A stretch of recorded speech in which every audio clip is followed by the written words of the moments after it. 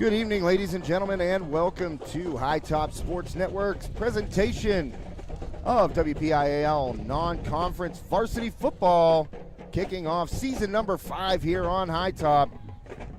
The Highlands Golden Rams will host the Armstrong Riverhawks. My name is Josh Reckengoss. Dave Hartman to my right. Young Connor Schwartz to my left. He's observing, getting trained up today, so welcome aboard, Connor. And Dave, season number 5, you've been here for a few of them. Yeah, glad to be back. And we're glad to have you back, man. Excited that we get to do yet another Armstrong Riverhawks game. We got to see them quite a few times over the last 2 seasons, and going to be a different ball game here for the Hawks this year. There's an Olsen on the team, but he's a young one. Yeah.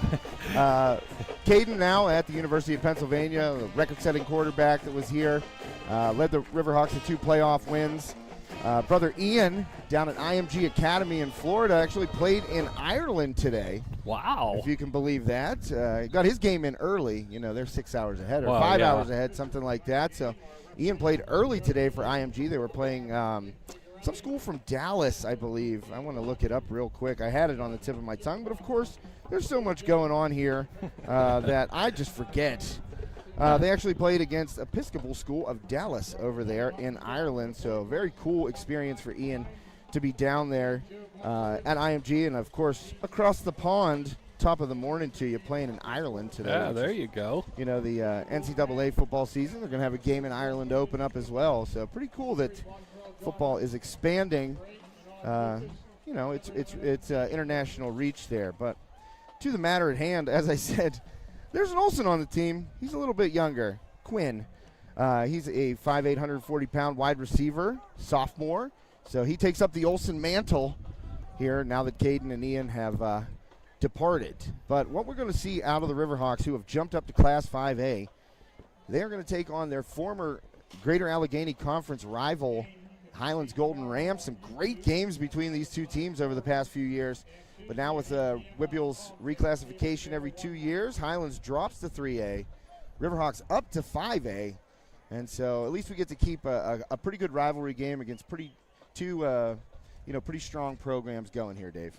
Yeah, it's going to be interesting to see how this all unfolds, really, because, I mean, jumping back up to 5A, I mean, Armstrong's been kind of on a yo-yo as long as the school has started.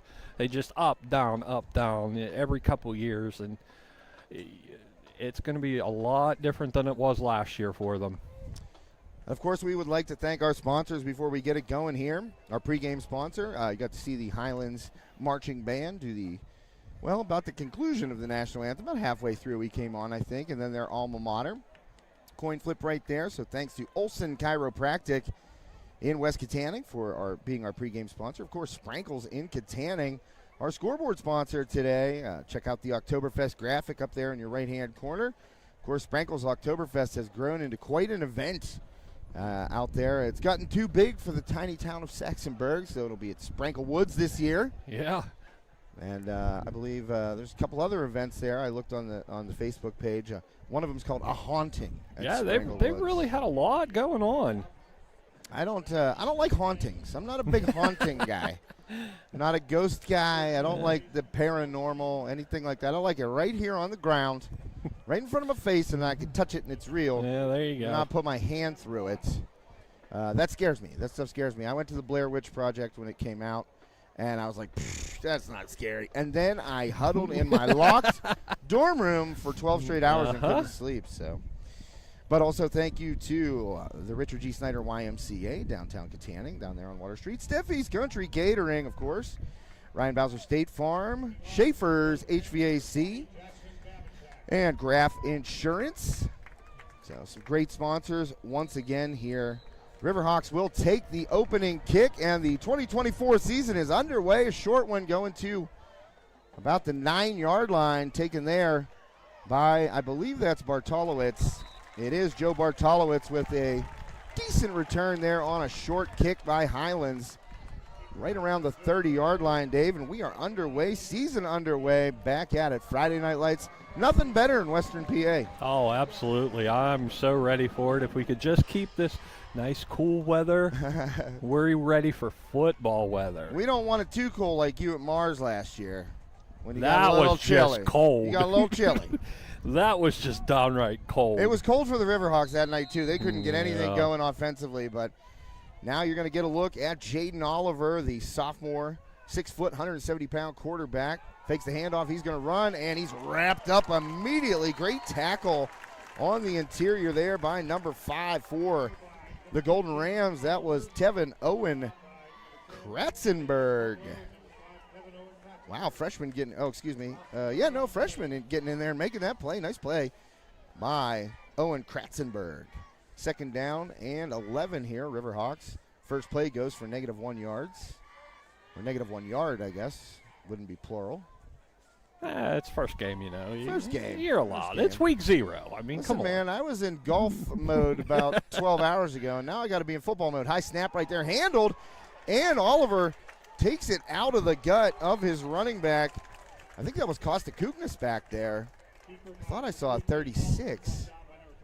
Is that Costa Kuknis? Yes, indeed it is. Costa getting some run in the backfield. Boy, he really came in last year, Dave. Yes, he did. At the safety position, and really, I turned my head, that's for sure. Yeah, he really stepped up last year and improved a lot. He looked really good. Glad to see him getting the start tonight. Throwing his body around last year. I remember that hit he put on. He's fearless. Hampton's Brock Borgo. I mean, he stood him up right in the hole, and that's a big play.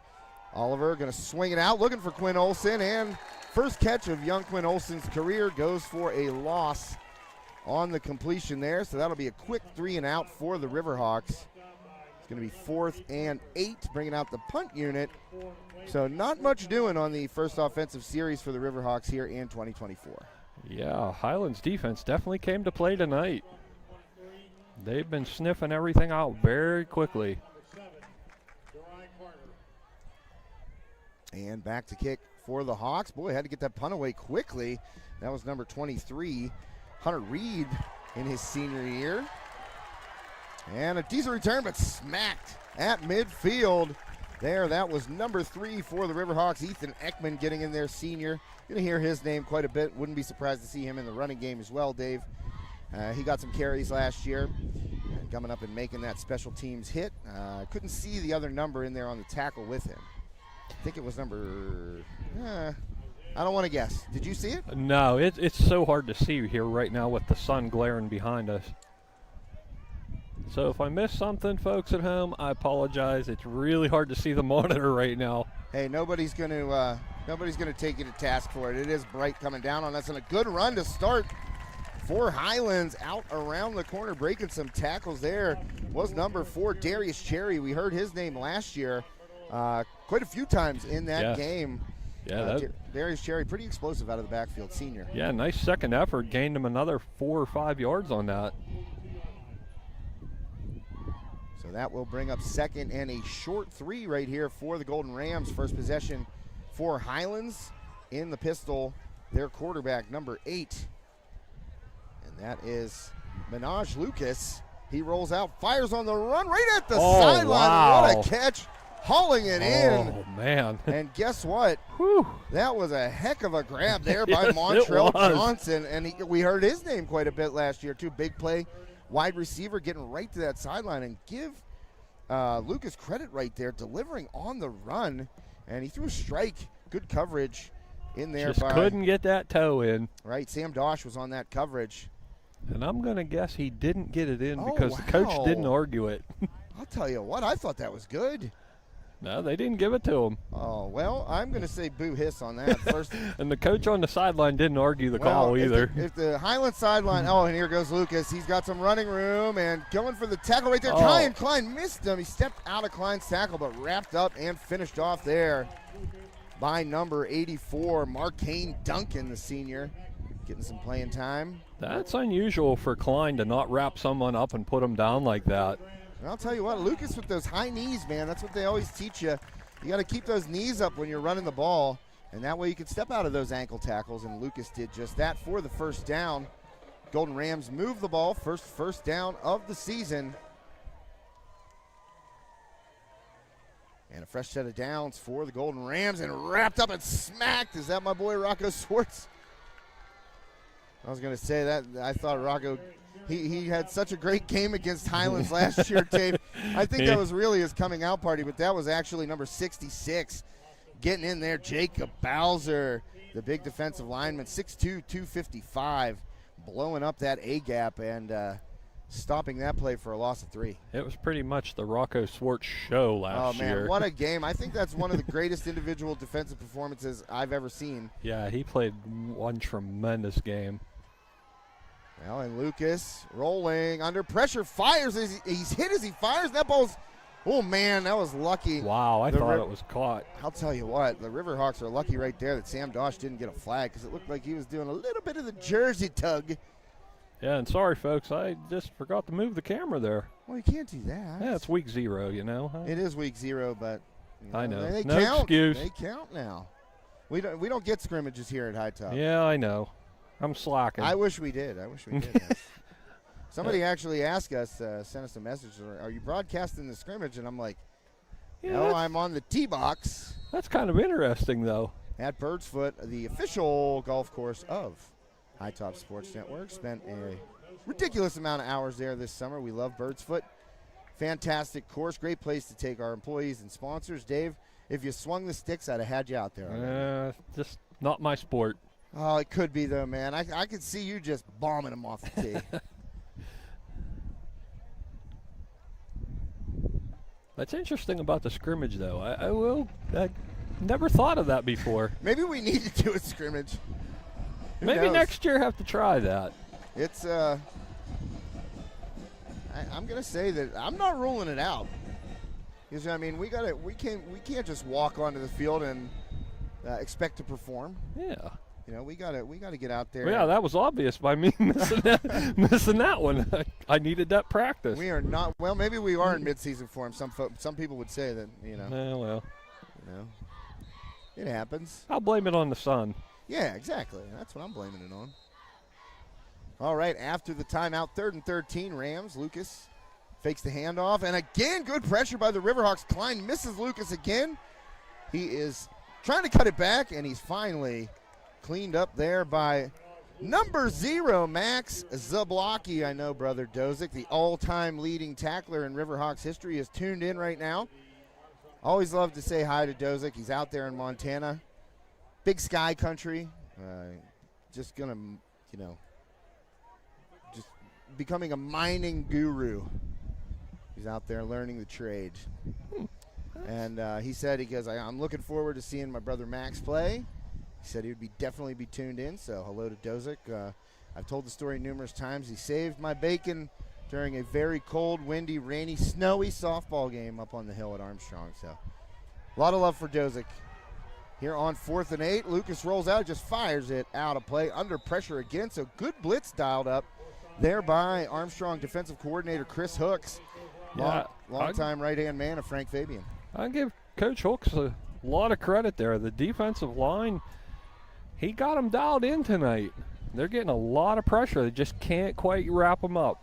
Well, I think you can see right there that it's coming from different places. He's not sending the house on these blitzes. He's sending one guy, but it's never the same, it's never the same position blitzing. So 1st and 10, Riverhawks will take over on downs. Yeah, and the interior linemen seem to be getting good pressure, but interested to see if Frank Fabian dials up a long shot here to Chase Jablonski down here near side. Oh, and underneath, there's a catch. Bartolowicz picks up 9.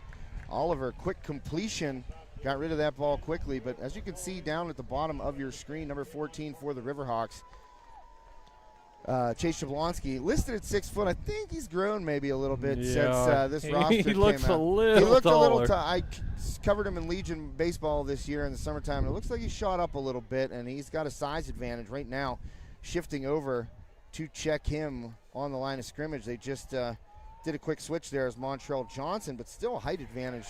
And up the middle goes Costa Kuknis for the first down. Riverhawks get their first down of the year, and that was a nicely executed run play there, Dave. Good downhill running there. He just blew right through the line. Little hurry up here by the Riverhawks. Would you expect anything less from Costa Kuknis, a downhill runner? I don't see him juking much. No. And Kuknis again, and he slips out of a tackle, hit right as he was on the turf there. Yeah, that looked a little late, but he called. He's saying maybe he was calling for a signal right there, but he got hit there when he was. It looked like his backside was right about. Oh yeah, he was down. Oh, low snap there. Kuknis takes it again. He's going to gain a few yards, get another first down. Riverhawks and moving right the ball back to quickly. the line. Oh, we got a timeout. Well, I would call a timeout too if I were Highlands. Oh, they were moving the chains. Chain gang can't keep up. No, but he had the down marker set, so he technically could have run it. And Kuknis taking a break. Oliver going to take it now and jumped on from behind and wrestled to the ground. Oliver, a decent gain right there. That tackle made by number 53, Brendan Mara. So the Riverhawks got a little something going here, a little hurry-up offense, and moving the ball a bit. 5:45 left here, first quarter. First game of the year. Week 0. Never had a week 0 when we played, Dave. No, it was always two scrimmages and play. And we said two-a-days aren't really two-a-days anymore either. No, it's a whole lot different. There's no hitting. And Oliver up the middle. Someone run. lost a helmet there, and Oliver, good gainer, and he's going to have another Armstrong first down as the helmet came off of Donovan Hutchins there. I think Hutchins is playing the right guard. Yep, he's kind of. He's the one that opened up that hole for Yeah, he Jaden. didn't. They opened up his helmet there. It went flying off. Yeah. It's kind of like peeling a can back there. Yeah, unfortunately, he's got to go out for a play. Well, you know what? He's going to get some taps on that helmet on the sideline. Another handoff. Oh, stepping out of it. Nice run there. And the Riverhawks moving the ball on the ground. Oh, there he comes back in. Oh, well, they called it 25, and we don't have one on this roster, but I heard. Did you hear a last name there? No, I did not. Oh, bummer. Well, we'll get it. And that is number 25 again, getting near He got the down to 2-yard about line. the 2, yeah.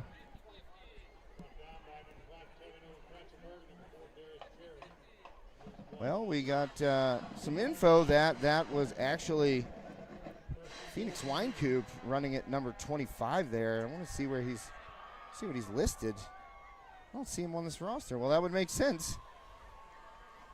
So we're going to go with Phoenix Wine Coop, and that would make sense because, he got some carries last year. And Costa Kuknis up the gut, and he's in. Riverhawks score first. A 2-yard dive by Costa Kuknis makes it 6-0 Armstrong. Great drive by Armstrong.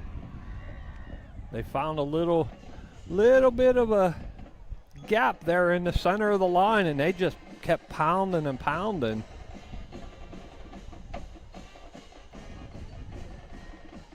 Just punishing that A gap right there, basically, and just going right up the gut, and they're getting up and snapping the ball quickly. Yeah.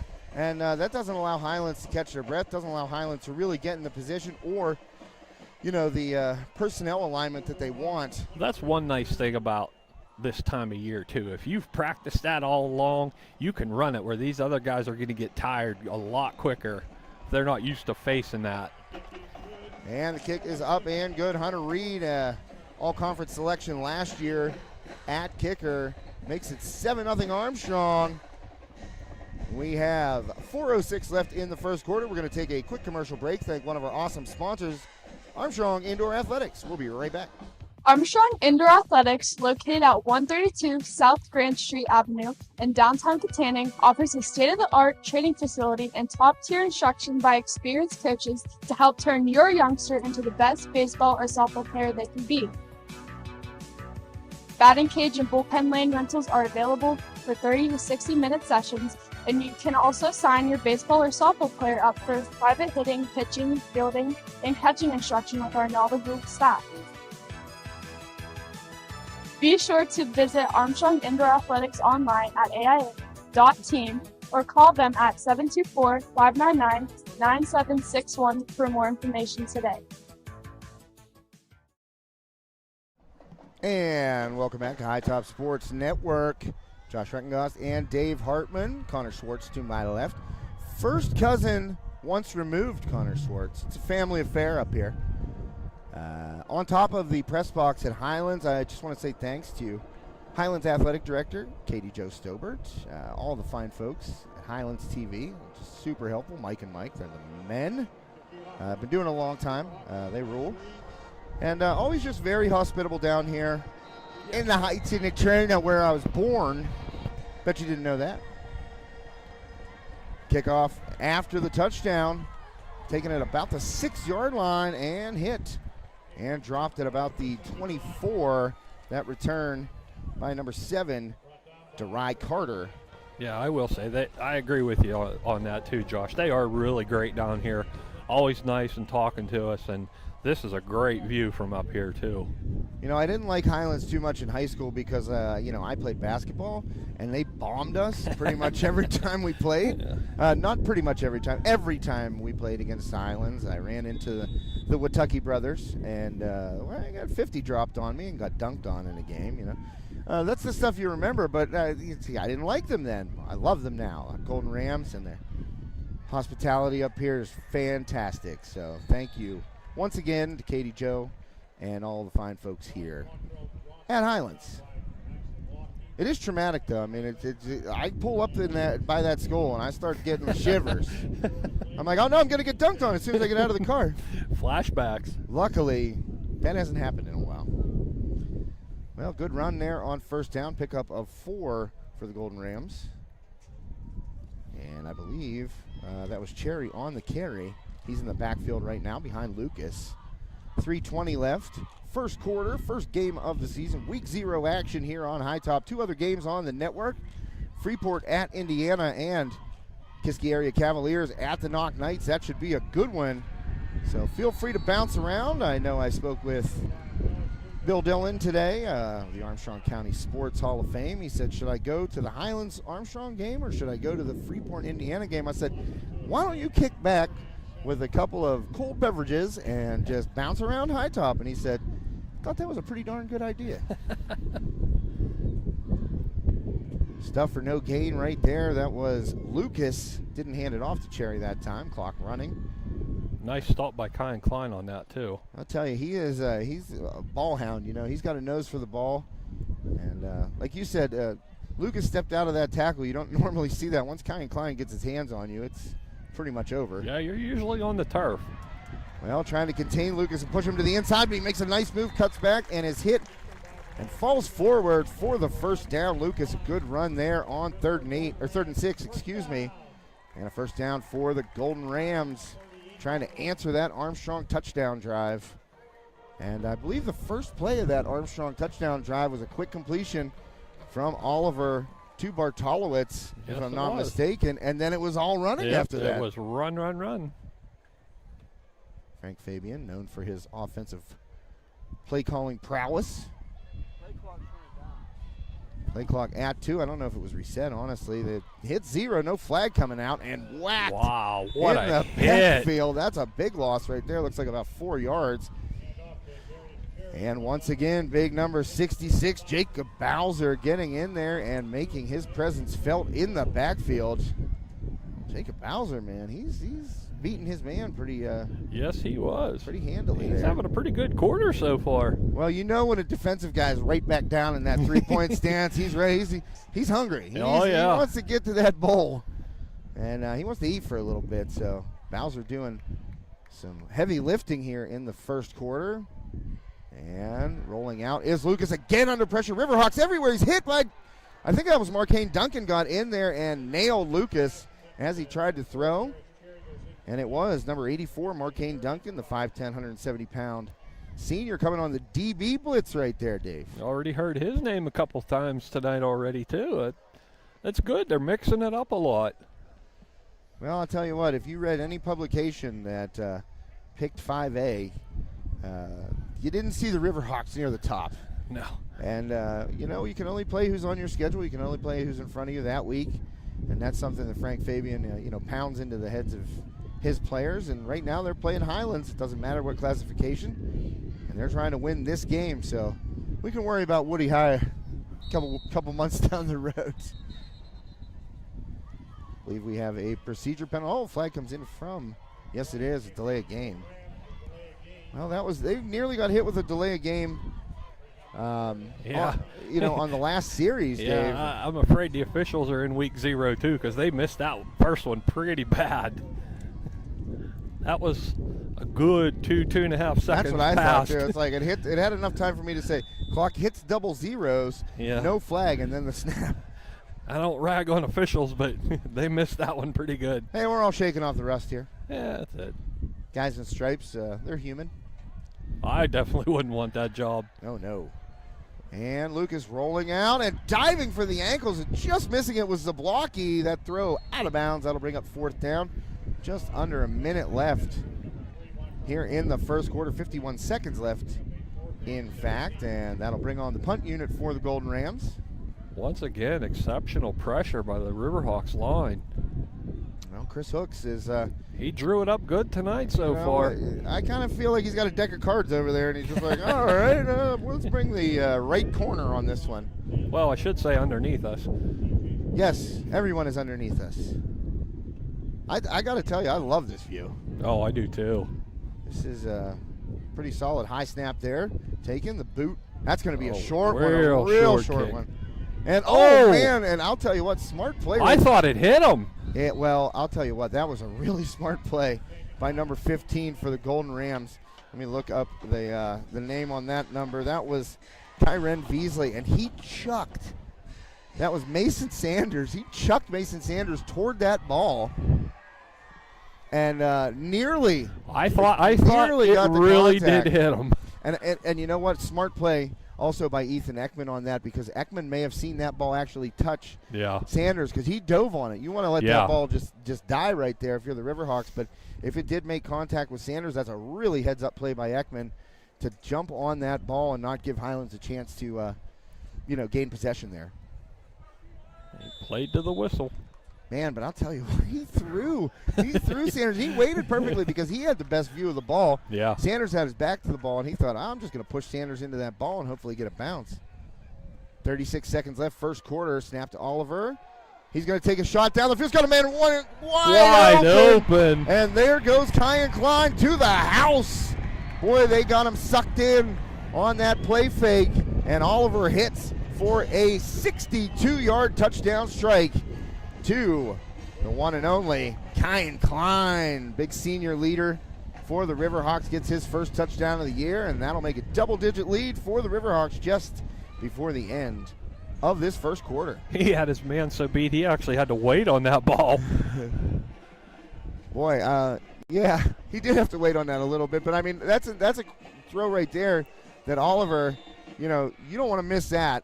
No. So you take your time, and you just lay that one out there. That was a great throw by Oliver, though. I give him a lot of credit. And you let... he kind of had some rough goes last year, but he's looking pretty good so far. Well, thrust into action last year. I mean, Colt Sprankle getting hurt during that Hampton... Oh, blocked! Extra point attempt, getting in there and smacking it down. Number 10 for the Golden Rams. Heck of a play to get inside there and block that kick. That was Tavon Partlow. I'll tell you what, nice play by Partlow.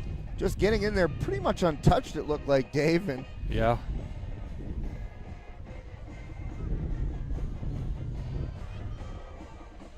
And we still have a few seconds left here in the first quarter. Yeah, first quarter was moving along pretty good.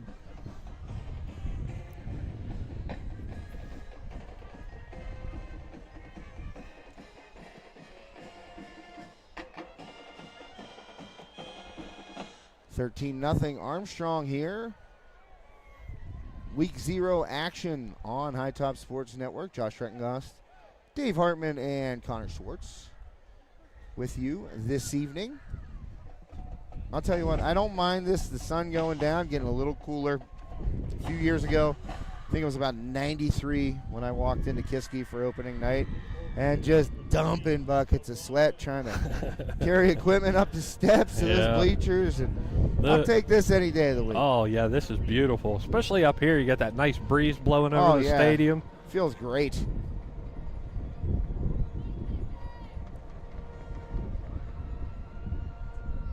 So 13-0 Armstrong here, 27 seconds left in the first quarter.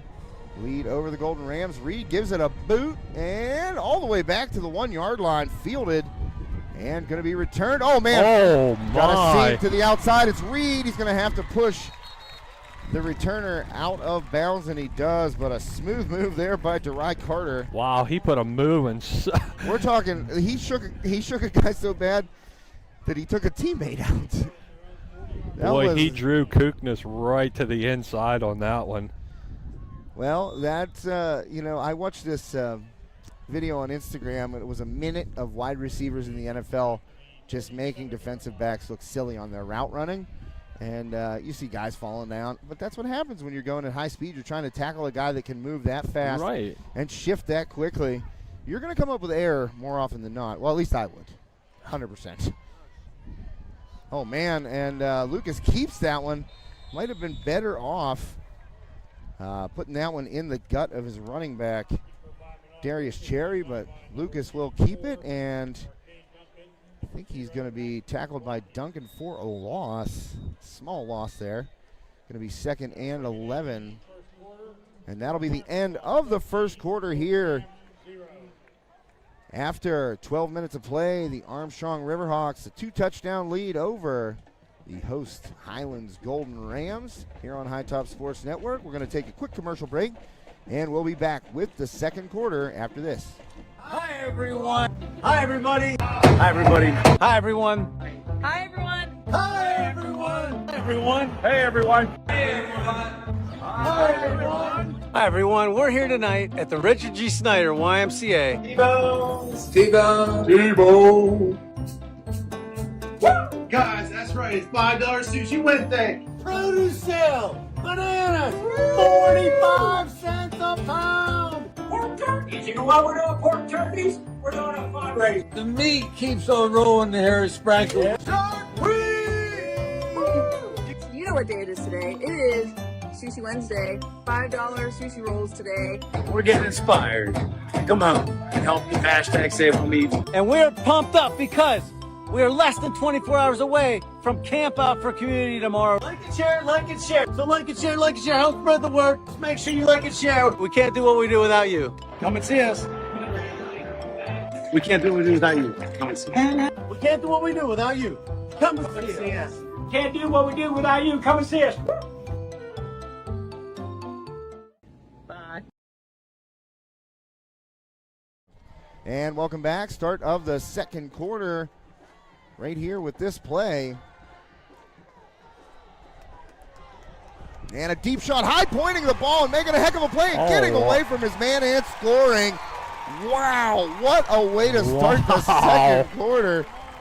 Jamar White going up top right there. Good ball by Lucas, but it was going to be a contested ball because that was pretty darn deep down the field. And I'll tell you what. That was very well covered, too. Jamar Wright going up, and he high-pointed that ball, and the ability to keep his feet the way that he did when he came down and break away from his coverage. Yeah, and they were still wrestling for the ball after he came down with it. I'll tell you what a play, and that is something that was sorely needed there by the Golden Rams to start this second quarter. Highlands on the board, and it is good. Oh man, that was close. 7 on the board quickly. Man, 7 seconds. That's all the Golden Rams needed here to start the second quarter. Took a little page out of Armstrong there. I'll tell you what, that was really a heck of a catch. Yes, it was. It was a beautiful throw, too, right where only his receiver could get it. And to go up, like I said, high point that ball, that is not easy. I mean, it's like a rebound in basketball, only the ball is oval and pointed at the end, not round like a basketball. And to be able to bring it in, keep your feet, and break away from your coverage like that, what a play. That was a long one. I didn't even see where it started. What was it? That was got to be close to 70 yards. Yeah. Yeah, I would. It's in the mid to upper 60s. Yeah, I thought it was 68 for some reason. I had that in my mind because I was like, oh, they got to go 68 yards to score. But I could be wrong about that. I'm quite often wrong. And I'm not afraid to admit it. I think it takes a big man to admit when you're wrong, and I'm wrong all the time.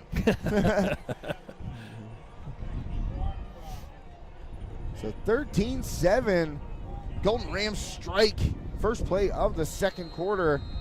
A long touchdown pitch and catch from Lucas to right. And that's an angled kick going back on it. Let's see if the reverse happens. It does.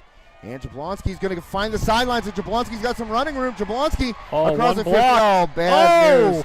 It's going to be called back right there.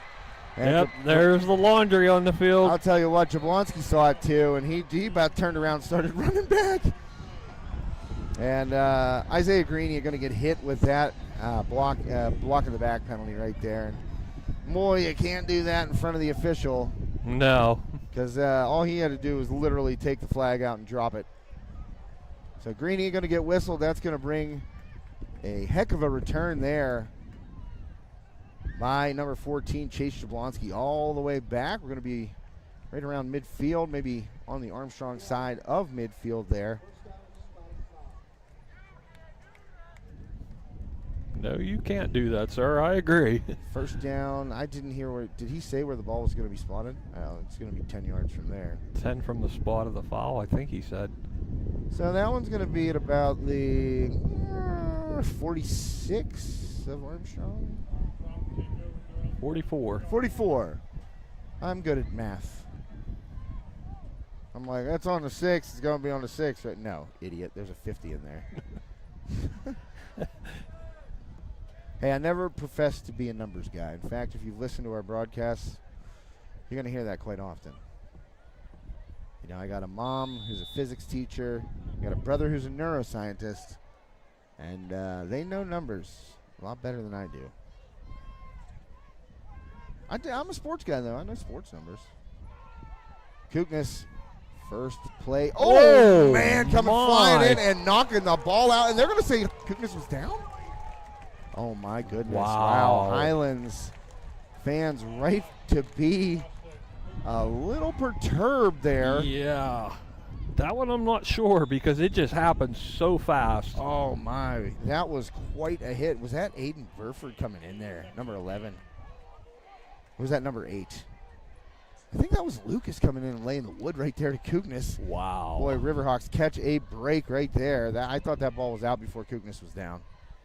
But they may have said he was in the grasp. I'm not sure what the ruling is there, but it sure looked like the Riverhawks got lucky there because that was a bomb of a hit. Oliver deep over the middle again. Tough throw, nearly picked off. He overthrew his intended receiver. And that was Quinn Olson down the seam, and it hit, actually, I believe it hit Dry Carter in the shoulder. I don't know if he even saw that one coming in.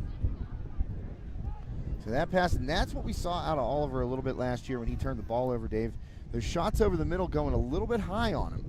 You know, sometimes when you're a young quarterback, you really want to plant that foot and drive into the ball, and all that does is it comes out of your hand hot and it sails on you.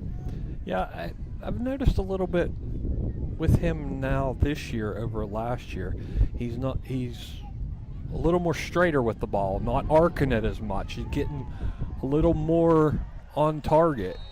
Well, I think Olson turned the wrong way on that particular route. I think he was looking in. That ball was intended to go toward the sideline. So yeah, because Oliver's looking to the sidelines like, what, coach? Yeah.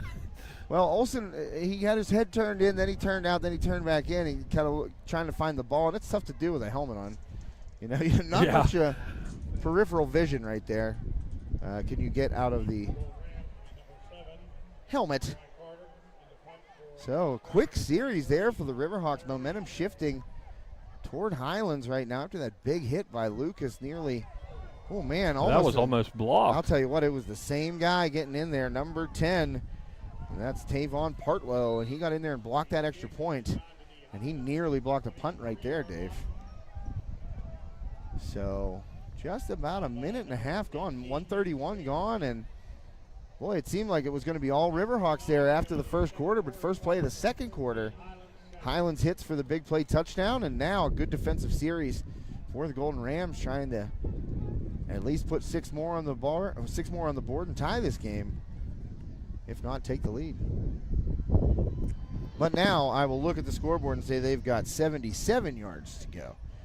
So if they hit another long one right here, I will have had the number in my head. You're pre-gaming. Well, that's probably the healthiest pre-gaming I've ever done. Yeah, we won't go there. Who is that? Yep, we get to call his name. Big number 78 blows up a play in the backfield. We saw that about 15 times against Highlands last year. Rocco Swartz getting in there and recording a tackle for loss. Boy, he was just on fire that game. Oh, he was a one-man wrecking crew. We got a great picture of him. I believe Mike Reed took it. Shout out to Mike Reed. I don't know if he's here tonight, but if he is, Mike, tremendous photo of Rocco after one of his sacks in that game, and he's just doing like the Hulk flex. Oh, Rocco blitzing right there, nearly timed the snap count. Lucas under pressure, and he steps out of a tackle. Lucas going to fire down the field. Oh, man, and a little push-up, and wow, what a catch. That was a tremendous catch. Oh, I'll tell you what, a little hand check in there, but Aiden Burford able to push his coverage out of the way. And I think that was Bartolowicz that kind of gave him a little, gave him the business a little bit up top there. And you got to give Burford some credit, man. That was a heck of a play to stay with that ball and just give a little nudge and get some separation there. Because Lucas, boy, man, he threw that pretty far on the run there. Yeah, he did. That's a strong arm to throw like that.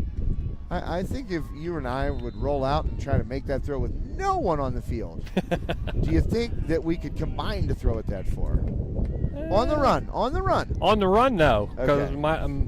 This body's not built for speed. This body's not built for speed or salads.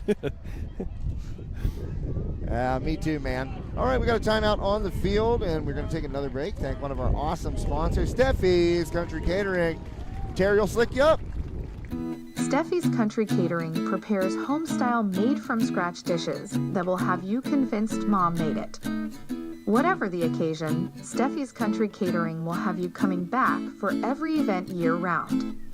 Find us on Facebook to place an order or to see our Sunday specials, or call 724-54-85047. Life doesn't slow down when the everyday aches and pains have you sidelined. So get back on the field sooner with the care of Olson Chiropractic. Dr. Ryan Olson and his staff treat a variety of conditions for patients of all ages. Don't jeopardize your quality of life and the moments along the way. Let Olson Chiropractic help you find the healthier, younger you. Call Olson Chiropractic at 724-548-1040 to schedule a consultation or see a full list of services online at olson-chiro.com. And welcome back, High Top Sports Network. Josh Recknuss, Dave Hartman, Connor Swartz with you here. And what a fake by Lucas play out of the timeout right there. Boy, 2 Riverhawks were tackling Darius Cherry. Meanwhile, Lucas is scampering down toward the near sideline there and picking up about 7. I guess about 6. But still, very deceptive there on the play fake. 9 minutes and 12 seconds left here in the first half. Week 0 action. Make sure you hop around and find our other games tonight. Some great games for Week 0. Freeport in Indiana, that's a good game. And Knock and Kiski, I think that's the game of the night on the network, I would believe. Hats off to the ADs for scheduling these games. Right? Oh, man, we got a late flag coming in. I think it might be a hold against the Golden Rams. Bartolowicz made a heck of a tackle right there because Cherry was smelling big yards. Now we're going to see.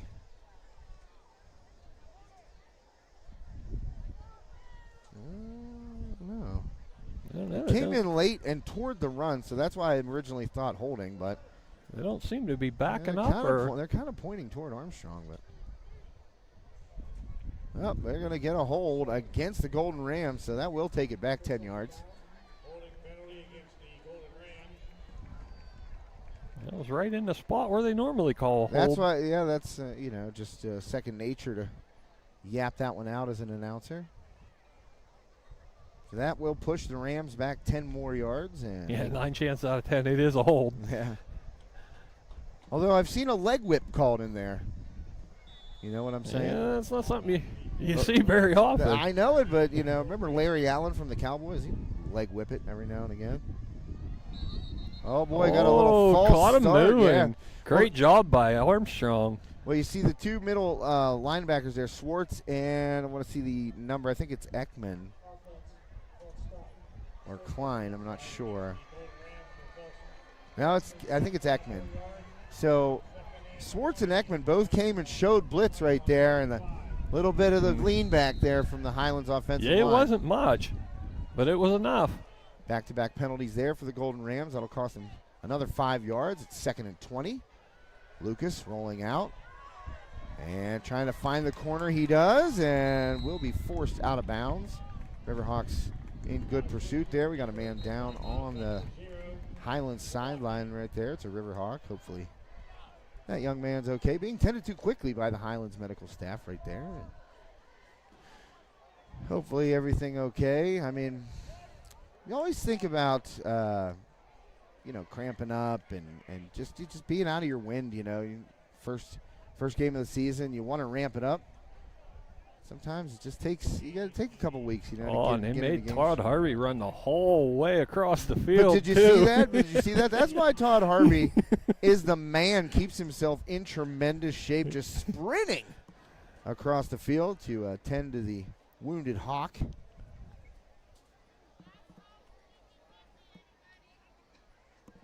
There's some good-looking nachos down there, Dave. Yeah, sure are. Well, could go for some nachos and up. Isaiah Greenia, who got hit with that block in the back penalty that negated a kick return for a touchdown, shaken up on that play, but walking off under his own power next to the Iceman, Todd Harvey. The one and only. I love that. I'll tell you what, I go, I hope you understand I'm not making fun of you. And he goes, oh, I know, Josh. Yeah. Literally the nicest guy ever. Oh, yeah. Literally the nicest guy ever. Yeah, you could insult him and Todd would be like, well, thank you. Have a nice day. He's like an old West gunfighter. He's got that bag of ice. He's like right on his hip. He's ready for it. But you know what? He is. He's a super nice guy. And he's a caring man. He cares for all these student athletes. And oh, man, nice move by Lucas. Shimmy Shake steps back across the line, and he throws it up, and another touchdown catch. This one from 37 yards out. And again, Lucas finds Jamar Wright for the deep shot and another touchdown. What a play. Lucas got darn close to that line of scrimmage. We got a stoppage here, and I'm telling you what, he got super close to it. And give him credit. That was great awareness to know where he was, because he tried to step back before he let go of that ball. But we're going to get a ruling.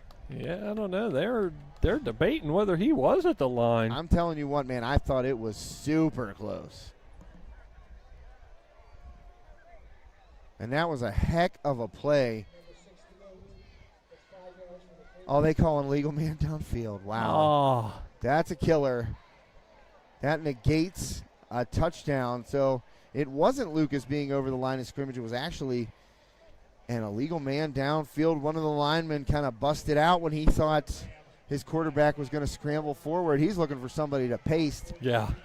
And, it's a hard thing for them to stop. Man, they just want to crush somebody. I feel for the big guys, man. I really do. My brother, Jake, was an offensive lineman, and, you get hung out to dry right there. It stinks. And that's my man, Cole Schaefer. Oh, Cole, God bless you, bud. The nicest kid ever. Great friends with his mom and his dad, Andy and Christy. They live right over there.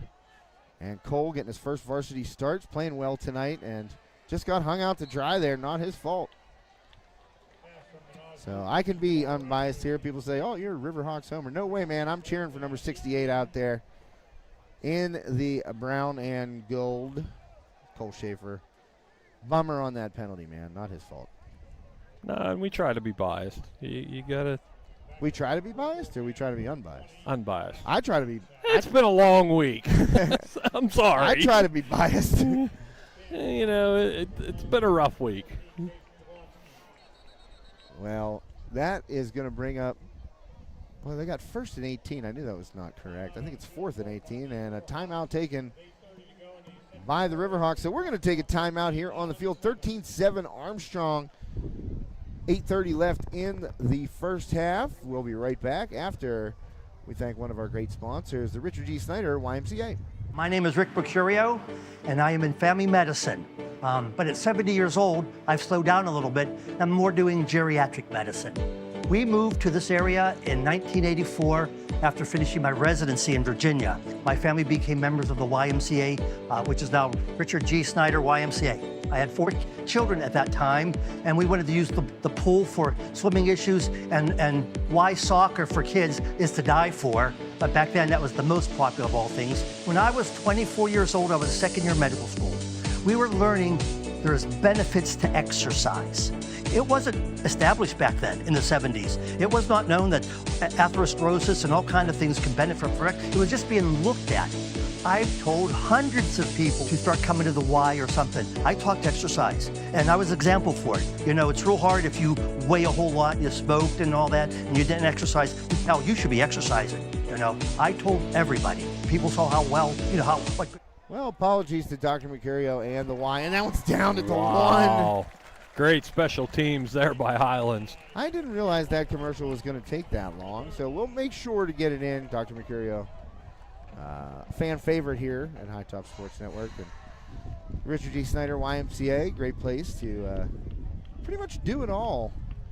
You know, they got great fitness programs, great trainers, you know, just fantastic people working down there. I can pretty much name the whole staff, great people. And Dr. Mercurio in that commercial, as I was telling you, Dave, as we were watching it, you know, he's been in the area, his practice in the Armstrong County, Katanning area for 40 years, and he has just been putting people into the Y, you know, like in droves. So Dr. Mercurio, he deserved that spot. Armstrong pinned very deep here. Yeah, Oliver. Oh, he pump fakes. He's going to get sacked for a safety. Can't hang on to that one. No, not with that much pressure. And I'll tell you what, beating his man and recording the safety, senior linebacker Brennan Mara. He pump faked the Kai Klein, and I think he should have just thrown it away. Oh, man, you got to fire it up right there because you have zero time. Yeah, especially the way Highlands has been playing this second quarter. Well, that'll make it 13-9. Interesting score there. No, we have not had 3 field goals for the Golden Rams. We got a touchdown, an extra point, and a safety. Highlands. I'll tell you what, man. Mara came in there flying. And I agree with you, Dave. You know, Oliver, the pump fake right there, you cannot take extra time in the end zone. He should have just let it fly. No, you're already playing with a short field as it is. Being backed up that far. That ball was just outside the goal line. Well, as quickly as the first quarter went, the second quarter doing the opposite here. Yeah. 8:13 left, first half, and guess what? The Golden Rams get the ball back. That's the beauty of a safety, which I love that rule. You put the offense back into their own end zones, tackled them there. You get 2 points, which is so random, and then you get the ball back off a punt. Yeah. It's a great rule. Well, I guess it's a kick, but, you know, they punt in the NFL, don't they? Or can you kick it too? I don't know. Kick it. I think you can kick it. I don't know. They keep changing the rules so much. They do. Often in the NFL. I can't follow anything. This whole new kickoff rule. Yeah, now we have kickoff returns? I'm completely lost. I don't know. Well, Reed puts a boot into that one. A good one. Taken at about the 23. And some moves and slipping a tackle. And he's got some room.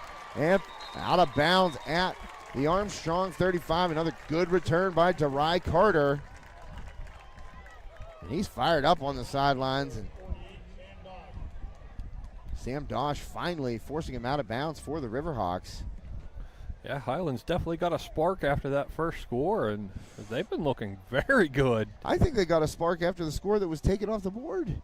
I mean, that was a nice play, and they came right back, got a great special teams play, downing that punt right at the 1, and then a sack of Oliver on the first play for the safety, and now they're back down in Armstrong territory at the 35. And nowhere to go right there. Gang tackled Zablocki in the backfield along with big number 72, Cam Wolf, 6'2", 250. Blowing it up. Yeah, he's every bit of that 250 from up here. I was going to say, he's a big boy. I was going to say, that's looking like maybe sold him a little bit short.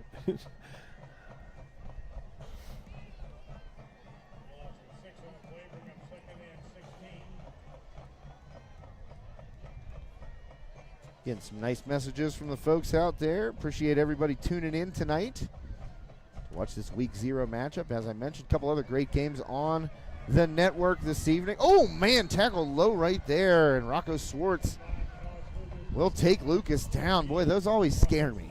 Yeah. Those ones below the knee, it could be an ankle, it could be a knee, it could be a broken tibia. It's just, those always scare me, But Lucas okay. Of course, Swartz just going in low to try and grab a foot and take the quarterback down. Just the sight of those tackles, man. I've seen so many guys get hurt. And it's, what are you supposed to do? It's the game. That's right. It's a contact sport.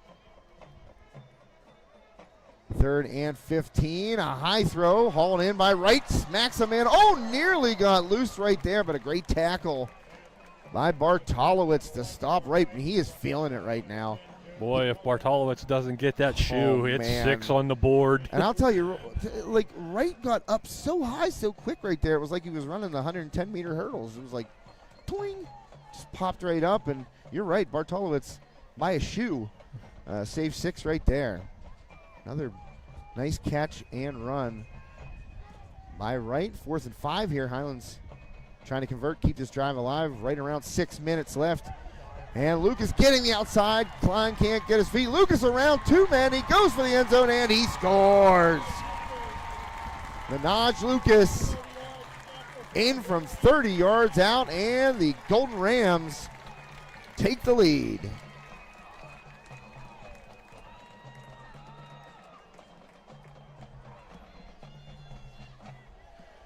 Well, that's a fine individual effort right there, Dave. Yes, it was. Not much you can do about that. And a great job by the offensive coordinator for Highlands making the adjustments, because Armstrong was just stopping everything. So lining up for the extra point, make it a 3-point game. Golden Rams get it. That one is true.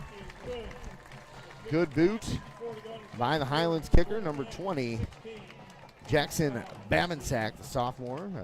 Boots it right through the uprights there, and that'll make it 16-13 Highlands. Get you a little scoreboard shot there. Maybe there's a logo in the way. Oh, sorry. Yeah. I had to tilt it so far I was afraid to knock it over. It's nice. I can actually see the monitor now with the sun down.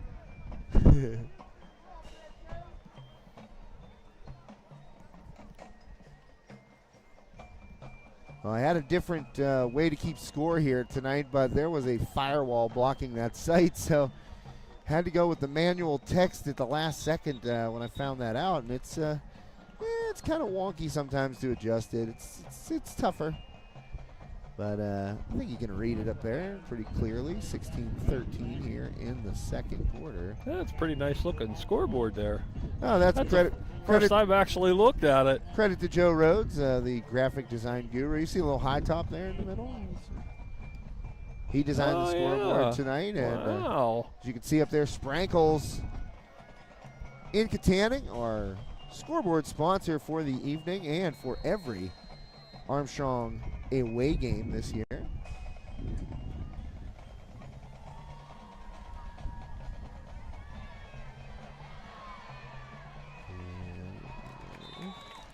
Well, not much doing on that return, out to around the 30-yard line, and Sam Dosh going to get some return yards on that.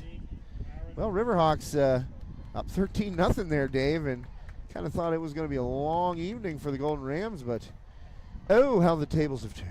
Yeah, Armstrong just hasn't been able to do anything on either side of the ball since then.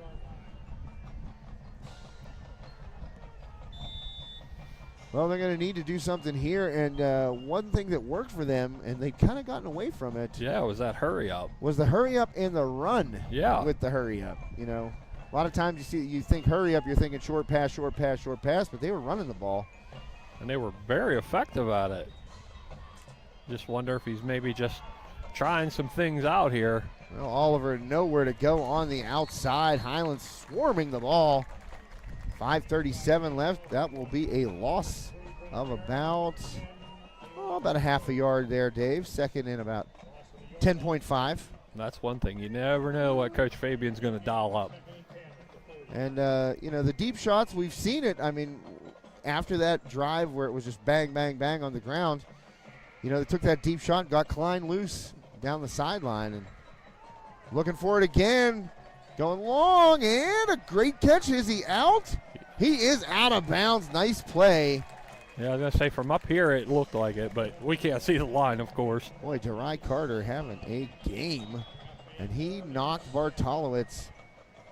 Or excuse me, that's Jablonski. Knocked Jablonski out of bounds as Jablonski was coming down with the ball. That's a smooth play there, and we're going to have a conference between the men in stripes right in front of the Armstrong sideline, and it will be a catch called. Riverhawks. Oh, wow. Boy, oh boy, the sideline maybe talking the men in black and white into that particular call. And we can't go to the tape because that was way too far across the field from where we're at.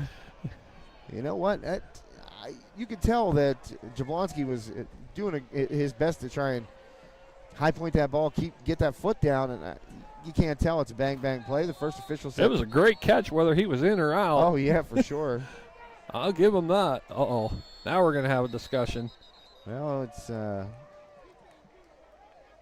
don't know if a timeout was called here by Highlands. I didn't see a timeout. The coach just walked out and wanted an explanation. Well, pretty soon, I got to tell you, Dave, up here on top of the press box, there's 4 cameras. All of them are pretty high quality, and pretty soon there's going to be instant replay in high school sports. And it wouldn't surprise me. It's going to be crazy.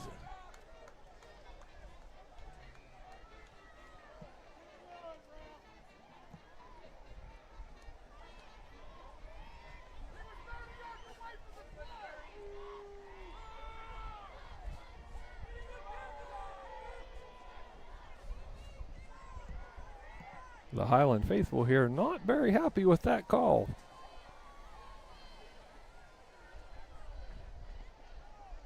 And to be honest, folks, I couldn't honestly tell you if he was in or out. Yeah, we're on the Highland sideline up here, over here, whatever you want to call it. We have a great vantage point, but it's like I said, bang bang play. I thought it was a heck of a defensive play by Carter, a heck of a catch by Jablonski, and one official said out of bounds, the other one came over and said no, he got a foot down. So we are going to get the action back underway. 5:04 left here, first half. Riverhawks trail by 3. Little bubble screen there, and there you off go. to the races. Nice. Well, that one was in bounds and going to the house. Oh, did he step out? No, he gets a touchdown. And that is Chase Jablonski taking that little bubble screen, 44 yards to the house. Riverhawks back on top. Now that one I could see the line on. Yeah. How about the straight line speed there of young Jablonski, man? He turned it up quick. Didn't realize he had that kind of wheels. So Riverhawks on top by 3. Hunter Reed in for the extra point. Last one was blocked. See if this one goes up. Oh, man, offsides right there by Highlands, trying to time that snap. Got a little happy. And across the line, there were a couple of Golden Rams there.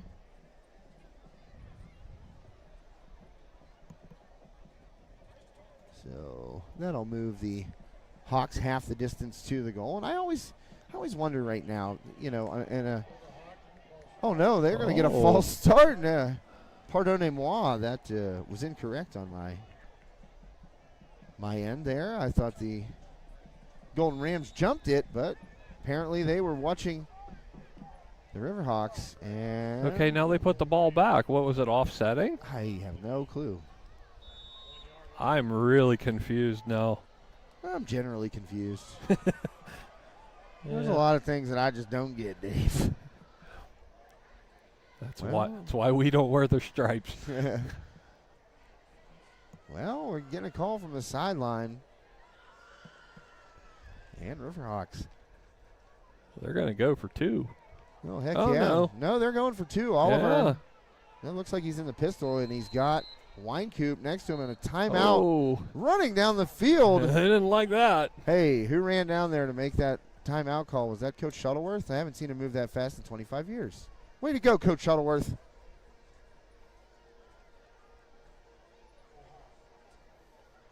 I can say that. He and I went to high school together. I hope I can say that. I don't want him to listen to this broadcast and then give me the eyeball next time I see him. Coach Shuttleworth played linebacker for the old KHS Wildcats back in the day. I think he was a linebacker, wide receiver type. He got down there and called that TO, so. Yeah, they definitely didn't like something they saw.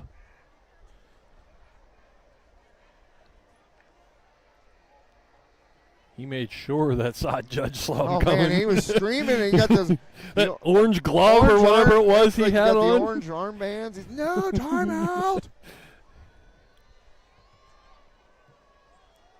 See if we can get a little better angle here.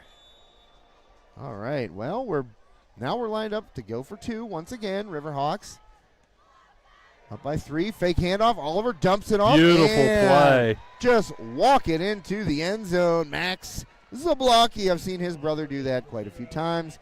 I actually went golfing with Caden Olson, and we talked about Dozik's touchdown percentage or 2-point conversion percentage when he actually touched the ball in the game. And Caden said Thursday practice, they'd be running these plays to get Dozik open to pass to him, and he wouldn't catch any of them. And then Coach Fabian would get so upset. But then come game day, man. Yeah. Dozik, I'm telling you, I feel like offensively, when he touched the ball his senior year, his touchdown scoring percentage when he touched the ball, it had to be outlandish. Oh, yeah. Yeah, he had a great senior year. Yes, he did. It was fun to watch. Offensively and defensively, I felt like there were 2 guys on that team that you could have given player of the game to every game, and it was Dozik and Caden. Yeah. But I asked Caden, I said, what do you think his touchdown percentage was per touch his senior year? He goes, it was out of control. He goes, you should have seen him in Thursday practices.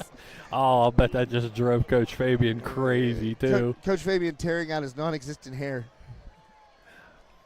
Well, the Riverhawks make it 21-16, 4:56 left here in the first half.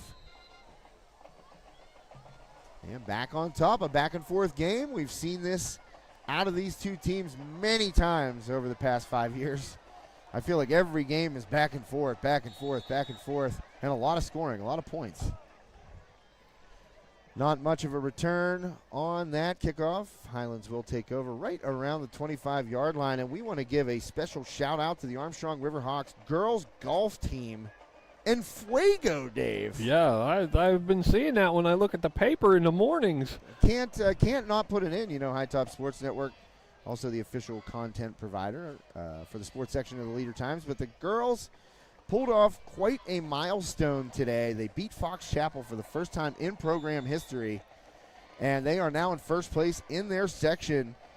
And I got to tell you, it's been fun to watch. There's a lot of great golf talent on the high school level. And with these girls, the ball's loose, knocked away, and Highlands, luckily for the Golden Rams, jumps on the ball. And some pushing and shoving after the play. And, boy, that ball got stripped out of there. I think Bartolowicz got a hand on it and knocked it away. Lucas carrying it as my grandfather would say, like a loaf of bread. Yeah, I was just going to say that. Like a loaf of bread out there. Put that ball away. And somebody got a slap on it, and one of the offensive linemen down there for the Rams, alert, jumping on that loose ball. So Highlands actually picks up 8 on that play. Could have been a lot worse. Snap to Lucas. Back in the pocket, and he's going to send it deep. Not much room there, and unbelievably caught again. Wow. Those contested balls right now, you got to give it to Jamar Wright. He's got to be well over 100 yards, probably around 150 so far in this first half. And he's going up against Sam Dosh, and he's taking the ball away. Yeah, I was just going to say, they haven't been like wide open, easy catches for him either. No, they've all been contested. But just back to the girls golf team real quick. The Armstrong girls golf team went to the WPIAL AAA finals last year and are now 6-0, 5-0 in the section this year as Lucas looks deep and no one there. And trying to cut inside the coverage. That was intended for number 3, Montrell Johnson, and knocked away by Chase Jablonski. First time they beat Fox Chapel. School history. Miley Lorgan, 41. Drew Starr, 43. Autumn Tutak, 44. And Maya Morris closed it out with a 49. So they beat Fox Chapel and are undefeated so far this year and undefeated in the section. Congrats to those girls. Yeah, absolutely. Congratulations, ladies. They are great job. They're really taking girls golf in Armstrong County to a different level. You know, we're blessed to have the West Shamokin boys and the Freeport boys. Great every year. Those Riverhawks girls, boy, I wish I could shoot those scores sometimes. That ball nearly, oh my goodness! How did it pop out of the hands of Wright? He didn't come up with it. That would have been an absolutely phenomenal catch after the collision by Kuknis and Dosh back there. And he had it in his hands too. And he came down, and I thought he was going to haul it in as he hit the ground. Couldn't survive the ground there and make the catch. Great effort, though. So 3rd and 10 here, 3:43 left first half.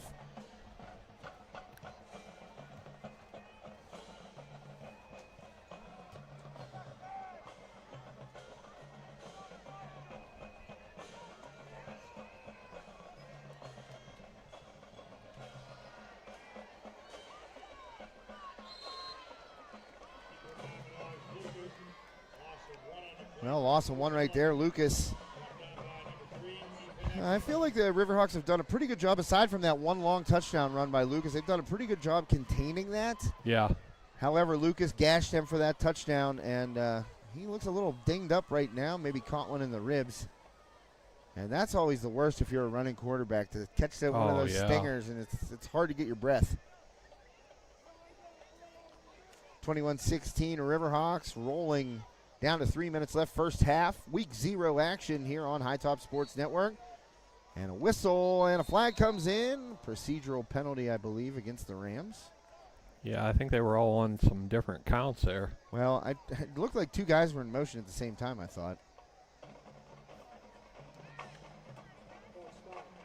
Well, false start.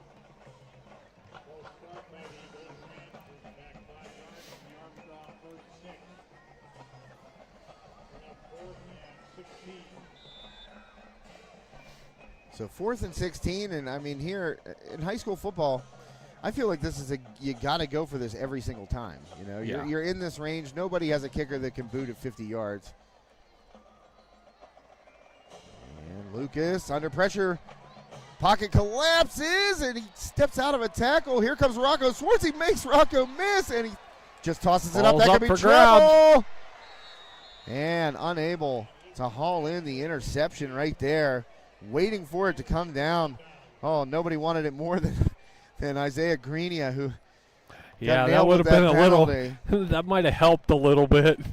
I'll tell you what, Lucas looked like a matador out there with Rocco bearing down on him, like Tatanka coming at him full, just full speed, like in the bullfights there, man. It's almost one of those you want to check that jersey to see what's on it. Man. They just can't seem to grab a hold of him. And the way he stopped, and it's just, like that was, I feel bad for anybody that Rocco has his sight set on like that this year and can't do that because it's going to end up being a collision. Riverhawks take over, 2:44 left, first quarter. Oh, bad snap and picked up by Phoenix Winecoop. That was a heads-up play right there by Winecoop. I'll tell you what, that could have been real bad. Oh yeah, for the that was Riverhawks. That was just a bad snap. Yeah, sometimes when you're hitting those shotgun snaps, and you get the inside of your thigh, and that's exactly what happened right there. Yeah, that ball never come off the turf. No, it did not. It just hit the thigh, went straight down. And there's a good snap right there. Oliver, and he gets rid of it. Out to the sideline. Oh, bobble, and unable to haul it in. Jablonski not able to corral that ball near the sideline. So that's going to bring up a 3rd and 13 quickly. 3rd down once again, Riverhawks. And they've, Yeah, they've not gone back to that hurry-up run offense either. But that tunnel screen worked last drive. Yeah. Got Jablonski free for the touchdown. Let's see what Coach Fabian dials up here. 3rd and 13 at the 33. 2:08 left first half. And Oliver in the pocket, crunched from behind. And a sack by the Golden Rams, number 9. Getting in there and blowing that pocket apart. Logan Deese. Boy, Oliver took a pretty good shot there, too. Those are the worst, man. Blindside.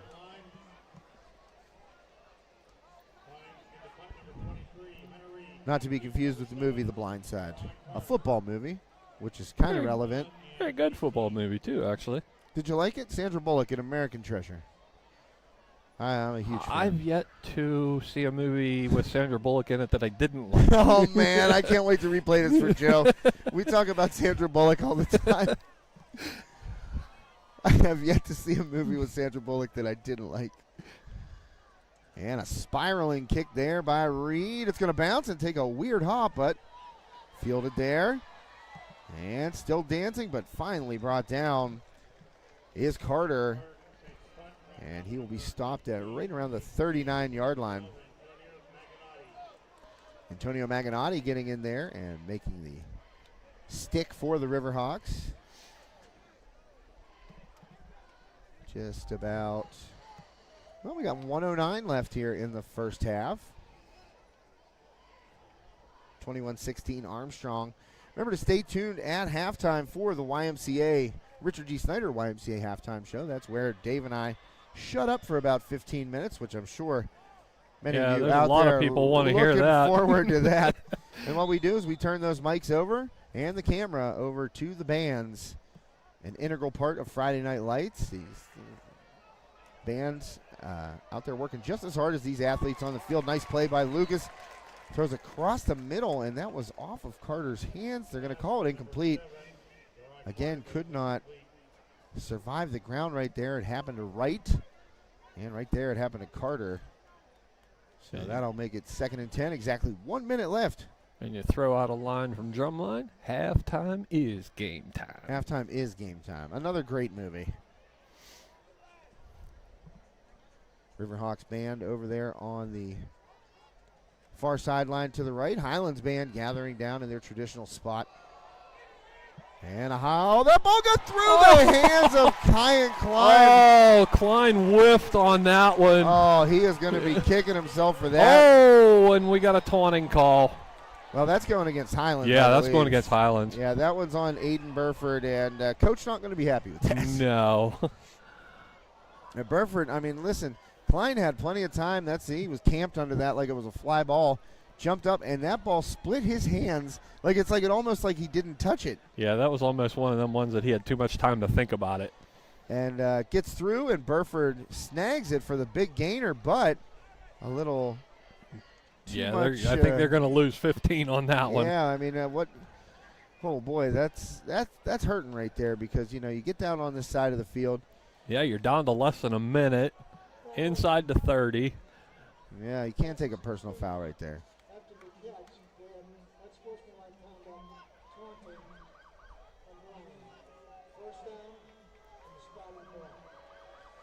Well, they haven't moved that back 15. Yeah, I was going to say, that's not hey, 15 yards, guys. If I'm Highlands, I'm standing right there, too. Yeah, yep, we'll take that. You marked it off. You marked it off. We're good. Yeah, we're good.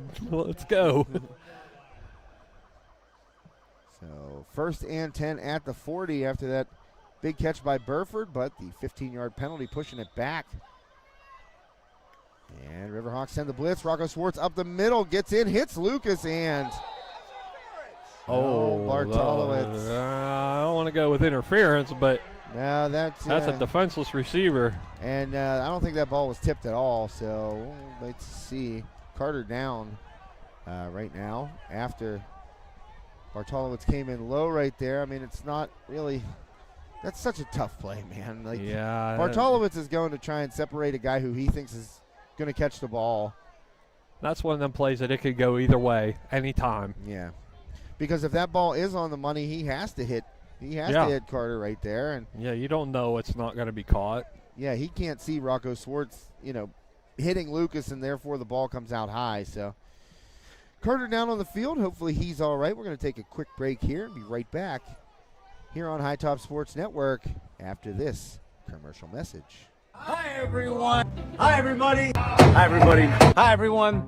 Hi, everyone. Hi, everyone. Hi, everyone. Hey, everyone. Hey, everyone. Hi, everyone. Hi, everyone. We're here tonight at the Richard G. Snyder YMCA.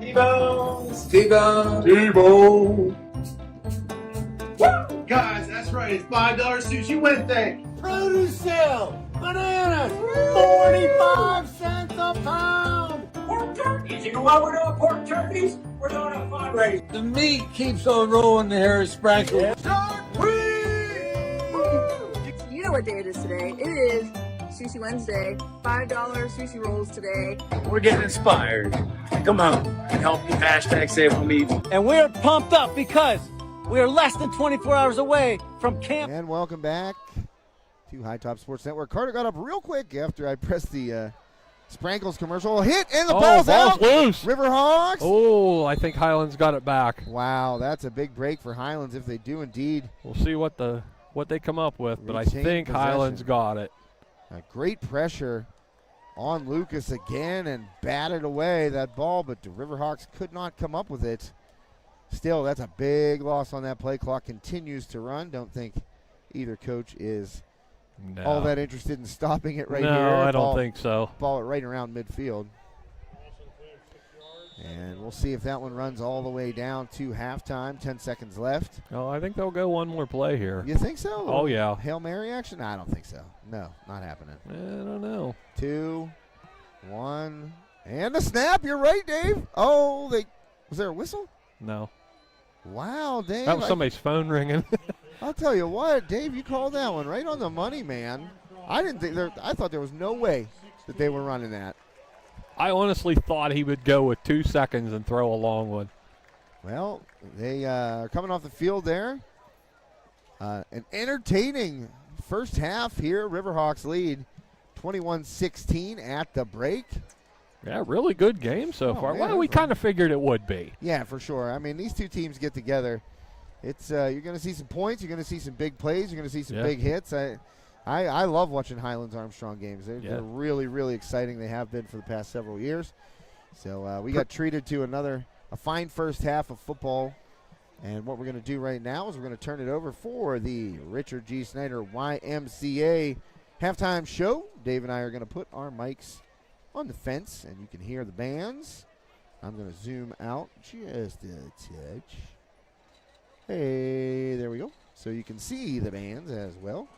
And we'll be back with the second half after the Richard G. Snyder YMCA halftime show.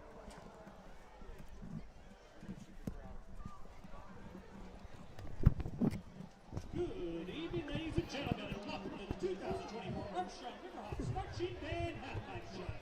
Tonight we are listening to viewing pleasure. The Armstrong Riverhawks Marching Band will be performing this year's halftime show, Soaring Through the First Decade, featuring river bands, Come Sail Away, and Can't Help Falling in Love. As the band highlights and celebrates songs from our first decade as the Armstrong Riverhawks Marching Band.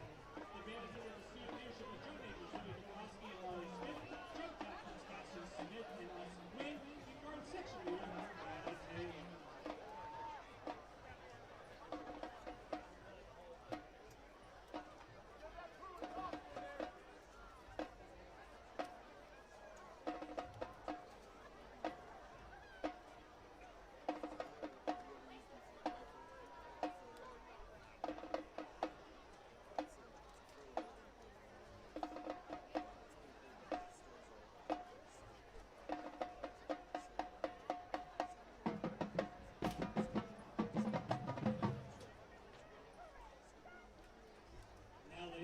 sit back, relax, and enjoy the show this evening as the Armstrong Riverhawks marching band appears to be ready for their halftime performance. Drum majors Zoe Nebraski and Marley Smith, is your band ready?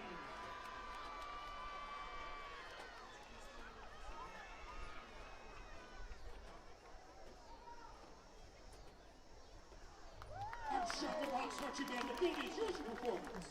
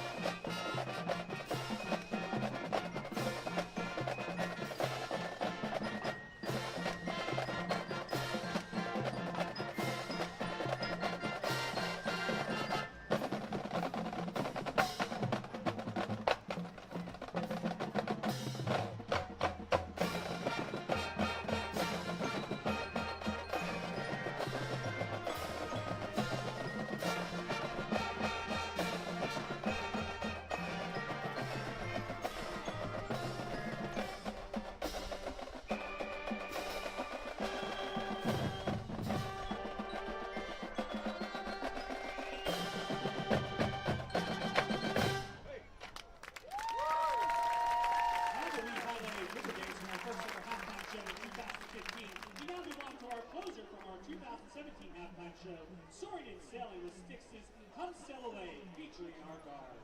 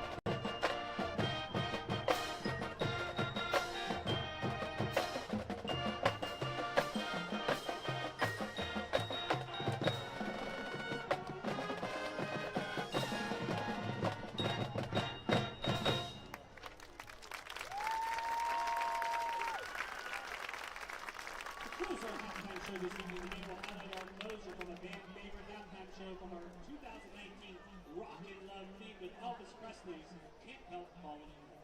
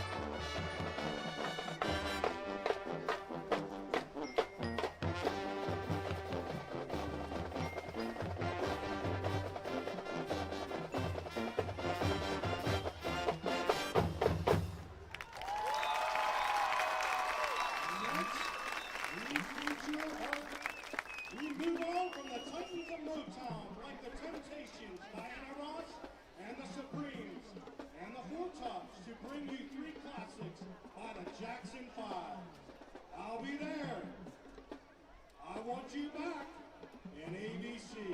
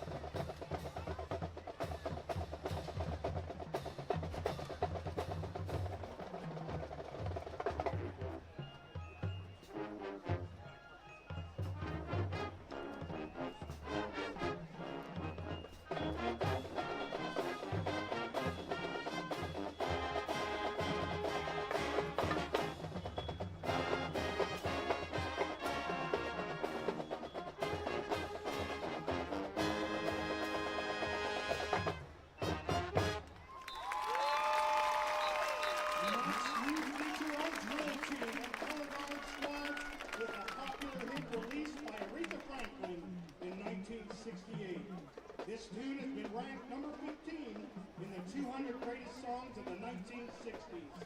Listen to the Queen of Soul while we present You Better Think.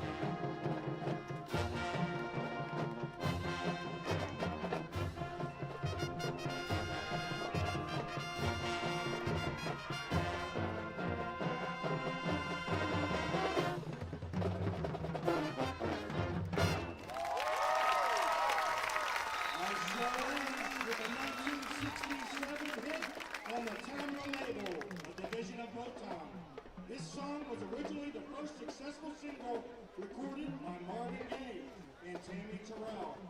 Later covered by Diana Ross, it became her first solo #1 hit and led to a Grammy nomination. Heard in countless TV and movie soundtracks, including the football classic, Remember the Titans. Here is Ain't No Mountain High Enough.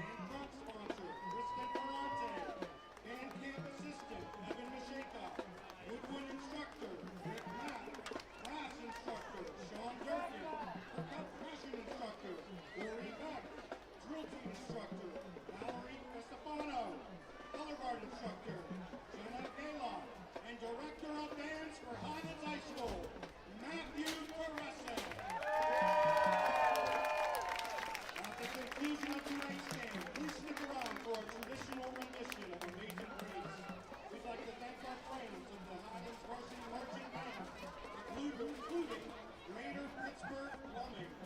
As always, the Highlands Varsity Marching Band thanks you for your kind attention and wishes you a safe and pleasant evening.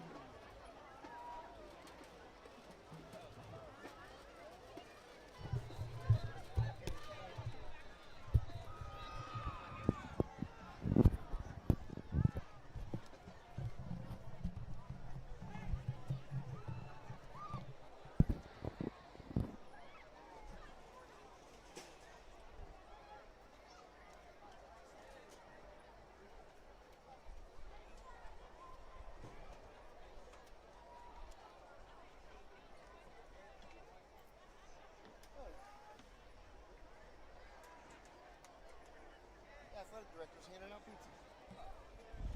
I went down to the concession stand for us.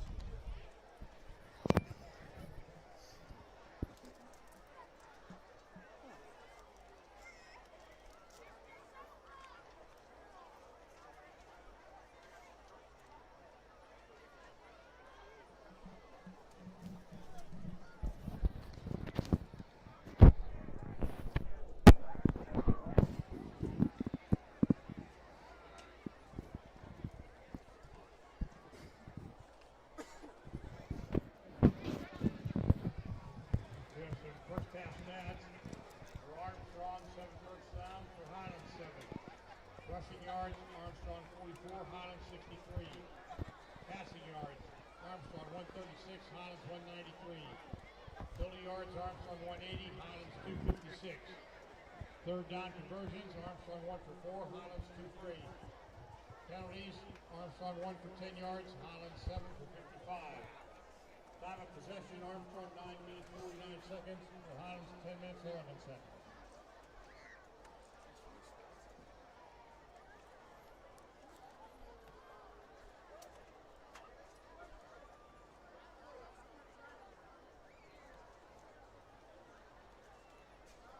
Reminder that tonight's game can be seen tomorrow on YouTube at Highlands High Sports and Tuesday at 8 p.m. on Comcast Cable Channel 190.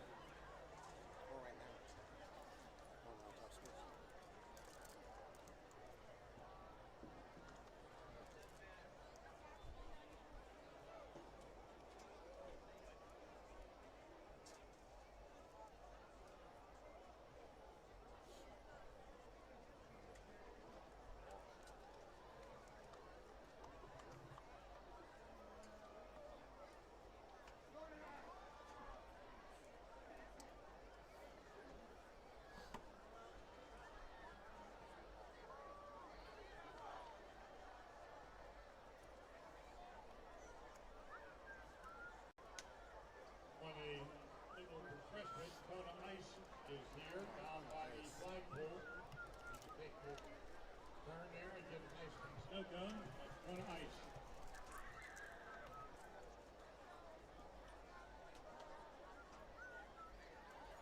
If you look at your orange ticket for the 50-50, the winner will receive $813. Remember again on an orange ticket, 392 745. 392-745. Come to the press box to select your winners. Again, the winner gets $813.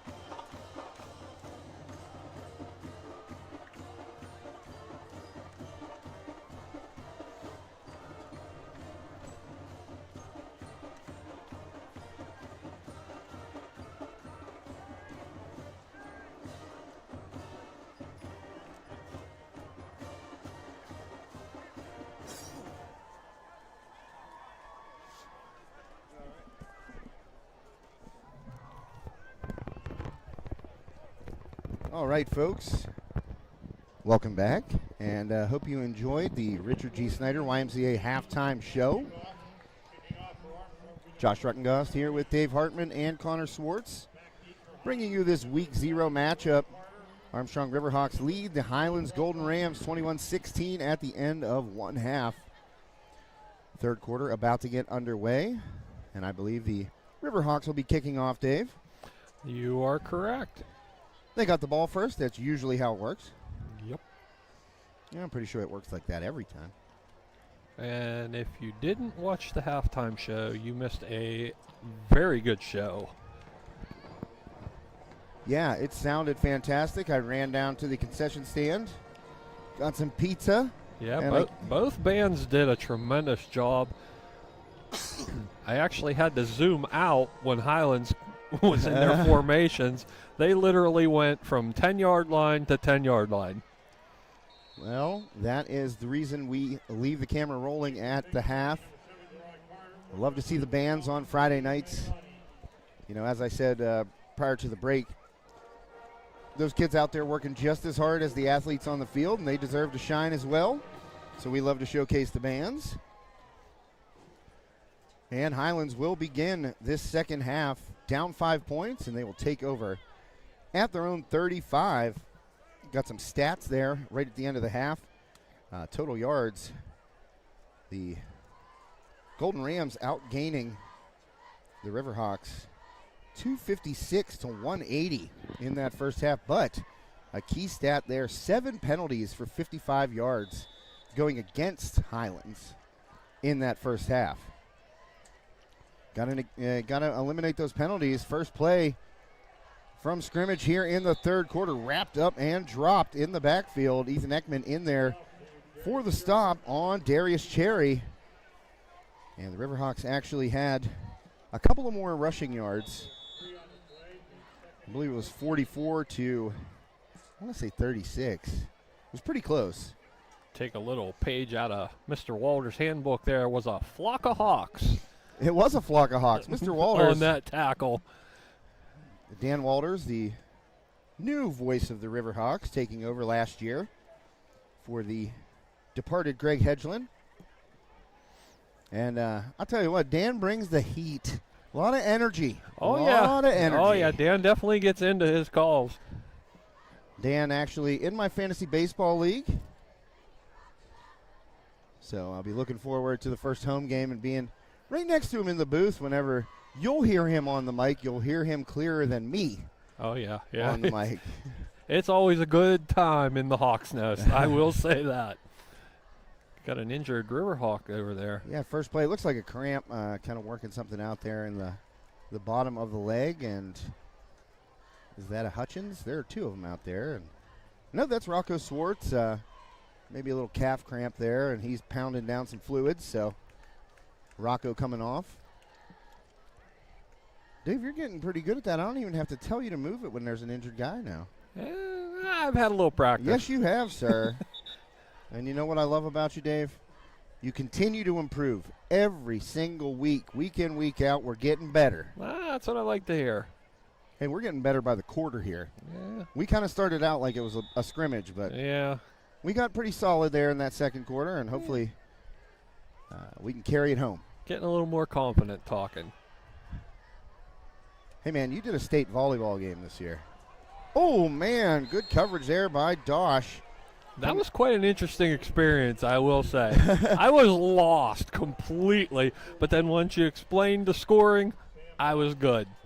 As I said during that game, all credit goes to Tim Toy. I mean, you were me 3 years ago when Tim was calling a game with me, and he was explaining everything. I was like, oh, so that's what that means. I was lost with the whole rally scoring thing. Yeah, you definitely started out. You're like, what? Why is the scoreboard going up so yeah. fast? We didn't play that way in gym class. I'll be the first to admit. But then once I caught on, okay. And it was a good time. Oh, man, we saw those boys from Meadville put it on the Riverhawks. And, I mean, tough game for the Riverhawks there. They were shorthanded. But Meadville just a powerhouse. And that quick completion, trying to get out of the tackle and unable to get past the first down marker. Line to gain coming up just short is Montrell Johnson. So that's going to bring up a 4th and short here. Good completion from Lucas to Johnson, but a nice tackle wrapped up there on the sideline. I think it was Ekman down there at the... Oh, no, that was Jacob Bowser again getting out there from his defensive end position to make a nice play and force a 4th and 1. It's a long one. Nose of the football just touching the 44-yard line of the Golden Rams. They will try to convert right here. Riverhawks stack the box. And Lucas trying to get to that corner. And good blocking on the outside. Lucas gets the sideline, and he picks up a big gain all the way down to the Riverhawks 35-yard line. And way to seal the corner there by the Golden Rams. Allowed Lucas to just kind of ride those blocks. Yeah, because the Riverhawks were in pursuit mode there. They did a great job. Well, they stacked that box, and their pressure came up the middle, and Highlands with a great play call against that pressure up the middle, going to that edge. And Lucas using those legs once again. He had a long touchdown run there in the first half, but using those legs to get to the outside and pick up a first down on 4th and 1. So the Rams drive will continue. Lucas takes the snap. Handoff there to Cherry, and Bowser first man on him.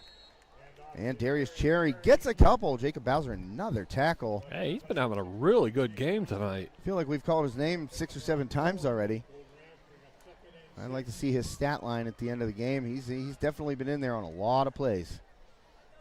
And surprisingly, you haven't heard a lot of Kyan Klein on defense tonight. Very unusual. Well, Kyan kind of playing that hybrid, like it's almost like a nickel corner linebacker type spot. He's lining up right now over Derai Carter in the slot. Again, Lucas escapes the pocket collapse there. Lucas on the run, big gainer. And Lucas cuts it back, and he will score. 36-yard touchdown run by Minaj Lucas. Great job by Highlands of selling that to the right side and going left. Lucas with his second rushing touchdown. He's also thrown one.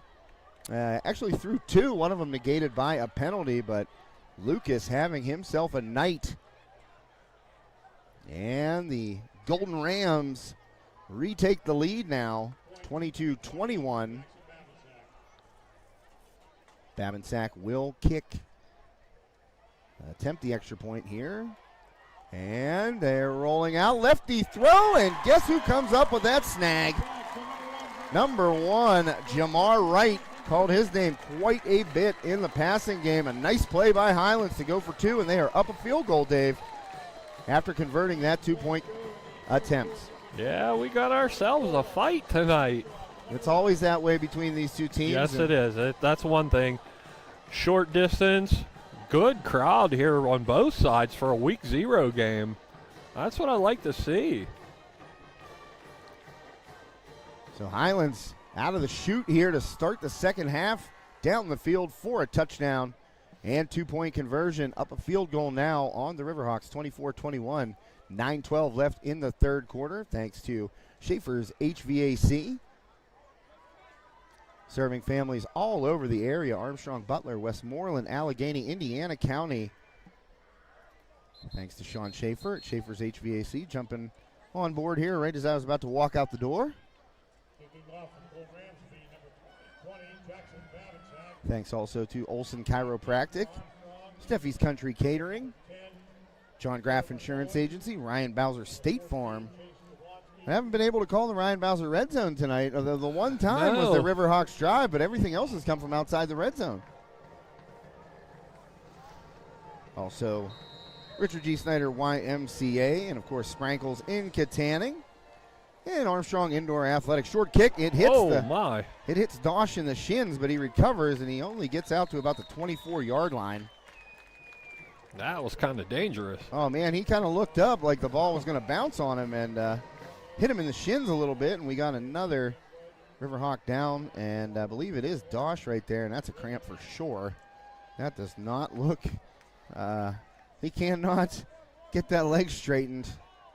Yeah, the Highlands trainer is working on a cramp down here on the sidelines too. Well, it's about that time, it's still warm. Oh, man, and Dosh is Todd Harvey getting in there and Got that toes, and he's bending them back. And, man, those are the worst, those calf cramps. Oh, you can see he's in a lot of pain, too. Man, they get the pickle juice out. That's it. Got to rehydrate those electrolytes. Going fast on a warm night. You know, it cooled down a little bit, Dave, but sun's been down for a minute, and it didn't cool off all that much. Dosh. It's still beautiful shorts weather. Oh, yeah, man. Team shorts.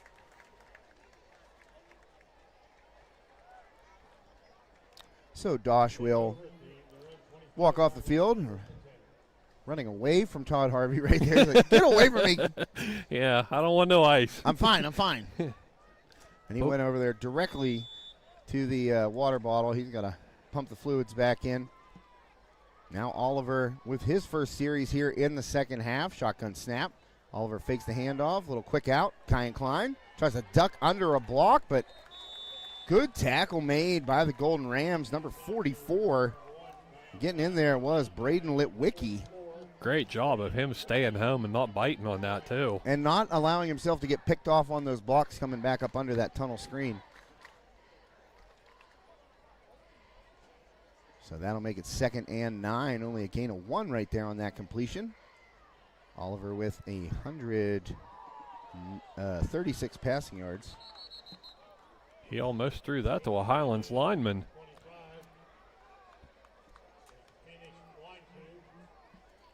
Was intended for Winecoop, but did Winecoop know is the question. Yeah, I'm not sure. So right now, 3rd and long, pretty deep in Armstrong territory here at their own 27. 8:27 left. 3rd quarter, just underway here. Week 0 matchup. 2 other games on High Top Sports Network tonight. Kiski area visiting Knock. And Freeport at Indiana. Oh, Oliver hit as he throws, and it's nearly completed. I think he caught it. Let's see. Well, they're going to mark it as a completion. Yeah, That's going to bring up a 4th and really short. I thought he caught it. And Frank Fabian, we know, is a riverboat gambler. He's going to go for it. Well, they spotted it a little shorter than what I thought there. Yeah. So it's about 4th and 2. Yeah, that's a not so favorable spot for Armstrong there. Well, Frank Fabian not bringing the punt unit onto the field. Ball at the Armstrong 34-yard line. They're going to say 4th and 1, but that's a pretty long one there. That's Dave. a really long one. It's about a 1 3/4. Yeah. Well, football about halfway back between the 34 and 33. Snap. And clear under center. Oh, inside handoff. It works. And pushing forward is Bartolowicz. He'll pick up the first down for the Riverhawks. Again, saw that play run a lot with Dozik Zablocki. Yeah. He take that inside handoff. That's a staple of the Fabian offense right there on a short yardage play. That little inside quick handoff to the up man. And that's one thing with Coach Fabian, too. He's not afraid to roll the dice. We know that for a fact. You never know what he's going to do, which is good. It would be hard to scout him. It really would. Shotgun, Oliver looking deep, throws it over Nice the same. throw. And Kevin to come back for Little underthrown. It was, and the pressure didn't get to him, but he certainly felt it, kind of short-armed that throw. Yeah. Because he had Bartolowicz down the seam open, and you put it out there in front of him, that could be about a 64-yard touchdown there. Just a little underthrown, as you said, Dave. So missing on that long shot down the seam right there. Oliver looking for Bartolowicz. Can't find him. 2nd and 10. 7:01 left here, 3rd quarter. Man in motion, that is Bartolowicz. And the option right there. RPO for Oliver. He gets about 2.5, 3 yards. Litwicki in there with another tackle. That 44 is in the mix down there for the Golden Rams pretty much every play. Kind of like the 66 on that same position for the Riverhawks. Yeah, he's been having a good second half here. We're not very deep into it. Yeah, he's probably got 4 tackles already in the couple series that they've been out there. Oliver, 3rd and 7. And he's taking a deep shot there. That ball not underthrown. And Klein trying to come back for it. It just sailed on him, I think, a little bit more toward the middle of the field than he wanted. And Oliver cannot hook up with Kai and Klein. That'll bring up a 4th and 7. Punt unit on for the Riverhawks. Yeah, Klein had his man beat there for a while. Like you said, I think the ball just floated on him. Yeah, it kind of had that. It almost looked like my tee shots out at Birdsfoot Golf Course. You know, a little fade to them. Let's give a little hook to it. I hit lefty, so that's definitely. Well, yeah, that's definitely not a hook for you. No, my hooks end up in the parking lot. Hunter Reed, good boot right there, man. He got into that one, back and down. Wow. Sliding while making the catch. Good break for Armstrong there. Yeah, there. it was. DeRai Carter couldn't keep his feet, and that ball will be down at the 23-yard line. He could have had a full head of steam real fast there. There was nobody within 15 yards of him. Well, that's one thing I was just about to say it, but the Riverhawks got that play off so quickly. Hunter Reed has a big leg. And right there is where you want him to step into one, but he didn't hit it hard enough to get it over Carter. And luckily, as you said, Carter couldn't keep his feet. And when you slide in the high school game, you are down. In the NFL, you can pick that up and go, but you know, you kind of want, if Reed is really going to try and boom one right there, you want to get it over the head of the return man and let your coverage have some time to get down there. Because you're right, if Carter is able to field that on a run, boy, oh boy, he's got the speed and the moves to get loose. Yeah, there was a lot of green between him and any white jerseys. Lucas under pressure, pocket collapses, he's hit and dropped in the backfield. A flock of hawks. Trademarked by one Dan Walters. And Swartz and Wolf in the middle of it again. I'll tell you what, Cam Wolf, too, he's been blowing up his assignment. They've been doing a great job on the line tonight. You know, you're used to seeing Highlands with, kind of a bigger line than what they got going tonight. And that's kind of worked to the favor of the Riverhawks. Got two big defensive ends out there in Wolf and Bowser. And they're getting through. Lucas rolls, throws it over the middle. He's got Carter, and that's going to be a first down. Carter trying to make a move and dropped by Bartolowicz on the tackle, but a first down play. Carter. And I believe we got another cramp. Now that's Jablonski down right now, and Jablonski looking more annoyed than hurt that he's on the ground right now. 24-21 Rams. The Iceman's getting his steps in today. Oh, yeah. He's getting a workout tonight. Oh, man, and Dosh comes up with a cramp right next to him. Wow, he was just standing there and it hit him. It's like in Forrest Gump when he's like, I felt like something just jumped up and bit me. Oh, man, Dosh. Wow, he's in real trouble there. Jacob Bowser, well, that's a teammate right there, just coming over and carrying Dosh off the field one-handed. Oh, there he went down. Oh, man. Todd Harvey's like, I only got two hands here, guys.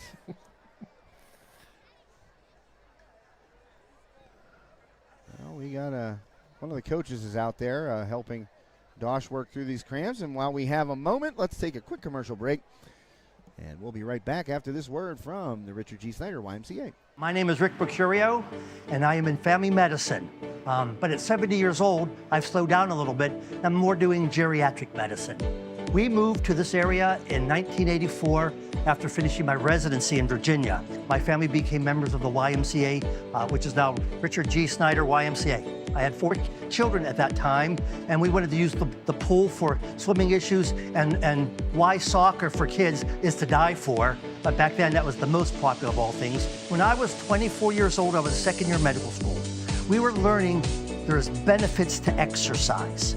It wasn't established back then in the 70s. It was not known that atherosclerosis and all kinds of things can benefit from it. It was just being looked at. I've told hundreds of people to start coming to the Y or something. I talked exercise, and I was an example for it. You know, it's real hard if you weigh a whole lot, you smoked and all that, and you didn't exercise. Now, you should be exercising. You know, I told everybody. People saw how well, what good shape I was, and I was an example. And I always just used the YMCA, that it was a nice place and a friendly atmosphere. They have everything you could want. It was like home to me, really.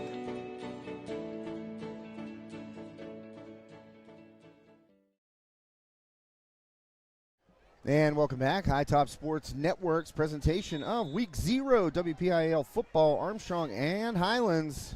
Golden Rams up 24-21. Back to the action. 5:08 left here, third quarter. And the reverse, handing off. Oh boy, all kinds of running room right there. And Marquane Duncan. Good hustle by Duncan. Not fooled on that reverse. And able to run down Montrell Johnson. That could have been a big gainer for the Golden Rams. That was some great closing speed by Duncan there. Marquane Duncan called his name a couple of times there in that first half, making a nice play there, saving a big gainer. We got one out-of-town score here. The Freeport Yellow Jackets putting it on the Indiana Indians, 30-7 right now in the third quarter in that game. Also on High Top Sports Network tonight. And I'm going to sneeze. It's definitely going to happen. Trying to hold it off as Lucas goes right side, and Klein got him. And boy, Klein wasn't letting him step out of that tackle. No, no, he wasn't. He must have heard me say that earlier. Wow, the Kiski area Cavaliers putting it on the Knock Knights right now, 42-7 in the fourth quarter. Wow. Did not see that one coming. Thought that would have been a little bit tighter game, but Kiski up to 5A this year, and you know, they got a good squad. We saw them last week of the season. They leapfrogged Armstrong to get into those WPIAL playoffs in a wild game down there at Kiski last year. Yeah, it sure was. Another loose ball on the ground. Riverhawks clawing for it. Looked like Highlands got back on top of it once again. Boy, they have gotten lucky on some of those fumbles. Well, all of them really. They haven't turned one over yet. Yeah, they've put the ball on the carpet a few times tonight.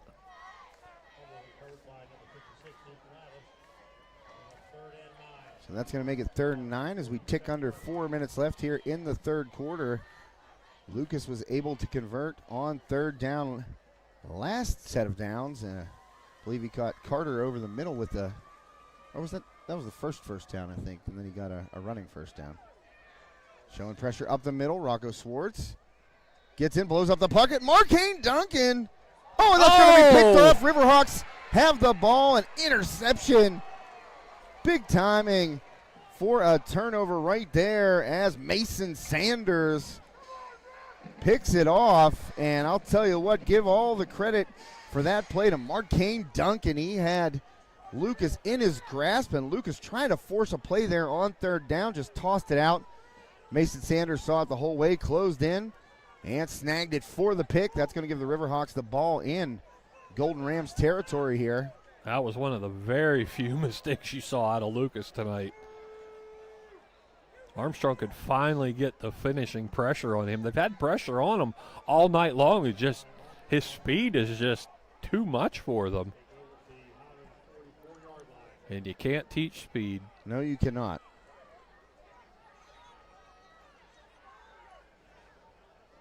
Marquane Duncan making a nice play there, getting the pressure on. Mason Sanders, the beneficiary, picking it off. And the Riverhawks down a field goal. Quick out, Kyan Klein makes the reception, gets about 8 yards there. As Oliver got that one on Kyan Klein quickly, and we're going to see a little hurry up here again. Yeah, it worked for them in the beginning of the game. A little sugar huddle. Remember Ben Roethlisberger, sugar. Yeah.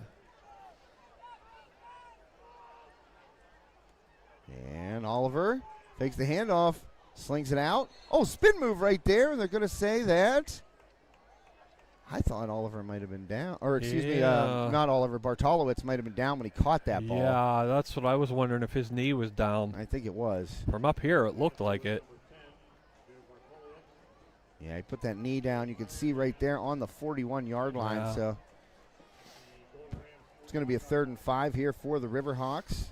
2:25 left, third quarter. Highlands up by 3 in this Week 0 matchup of former Greater Allegheny Conference foes. A couple of years ago, the Riverhawks clinched the conference down here with a victory over the Golden Rams. Caden Olson and Isaiah Brown, big-time hookups in that game. Nice throw by Oliver. That's right near the first down marker. Bartolowicz hauls it in. That was a great job by Bartolowicz. Bartolowicz to know where the sticks were, too. He went just over the line and stopped. Yeah, that's the one they call it the sit down. You know, you get right there to the sticks and turn and show your quarterback a target. And I'll tell you what, Oliver put that on him before he was even turning. So good throw there by Oliver. Better catch by Bartolowicz. First down for the Riverhawks. Key drive here late in this third quarter for Armstrong. And Oliver keeps it on the RPO. Doesn't get much, maybe a couple there. He pulled the ball out of the gut of Phoenix Winecoop and fell forward for, I believe, about 1.5. As we are at 90 seconds left to play here in the third quarter. Thanks to Armstrong Indoor Athletics. Fantastic sponsor. They've been with us for quite some time. And AIA, the premier multi-sport training facility in the region, 138 South Grand Avenue, downtown Katanning, PA. And Oliver going to keep it, trying to cut it back. He does. Oh, nice little move there. Gets to the first down marker, close to it. Doing a little dance in there. And we have a stoppage here. Going to get a measurement maybe? Or nope, we got to play it. It was a Highlands guy went down with a cramp. I couldn't see who it was, but he went down instantly. Well, as I mentioned, Armstrong Indoor Athletics, located downtown Katanning, the premier multi-sport training facility in the region. Newly added turf field can accommodate practices and training for almost every sport, including soccer, lacrosse, football, and more. Of course, AIA is a well-established leader in baseball and softball training, and their state-of-the-art facility offers everything you need to help your young athlete take the next step towards success on the field. Be sure to visit Armstrong Indoor Athletics at AIA.team or call them at 724-599-9761 for more info today. AIA.team. You check out Armstrong Indoor Athletics. I'll tell you what, I would have loved to have had a place like that whenever I was growing up. Instead of going out and hitting rocks with a broom handle, I would have liked to go down to AIA and hit actual baseballs off a pitching machine or a live pitcher. And coming off the field gingerly right now is Darai Carter. He's had a big game for the Golden Rams. I'm not so sure if that was a cramp. Yeah, he's kind of holding the hip like a little bit of a stinger, but he's moving on. He's moving a little bit better now. He's holding the fists up here, showing coach, I'm good. Yeah. And then you get to the sidelines and go, yeah, that'll hurt later. Oh yeah. So the Riverhawks 3rd and 1 and pushing it forward. Riverhawks going to get another first down here right before the end of the third quarter. 30 seconds left in the third. Armstrong driving, trying to put another 6 on the board here and retake that lead. A back and forth game, multiple lead changes. Riverhawks were up 13-0. Then Highlands stormed back. And it has been back and forth ever since. I believe Highlands was up 16-13, and it's been back and forth ever since.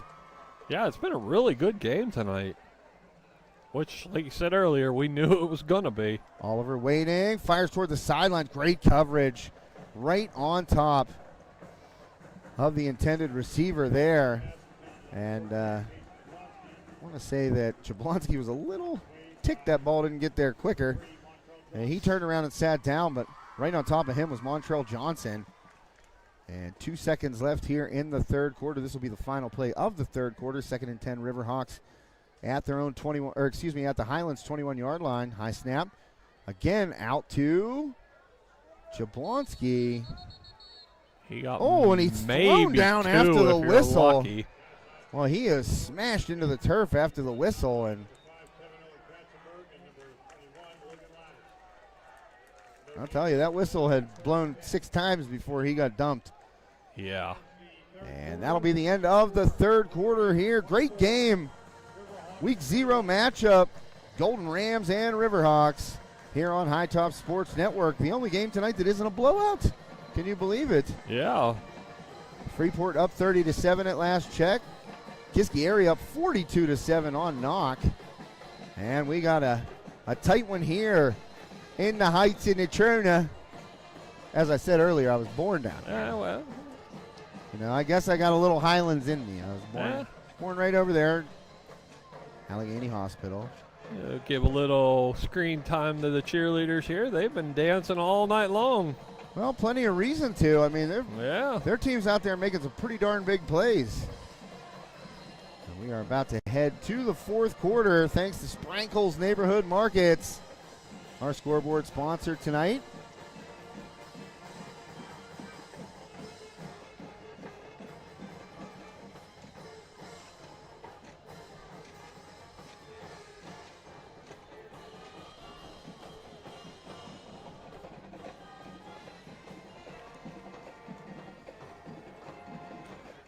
We heard this song many, many times doing Armstrong games.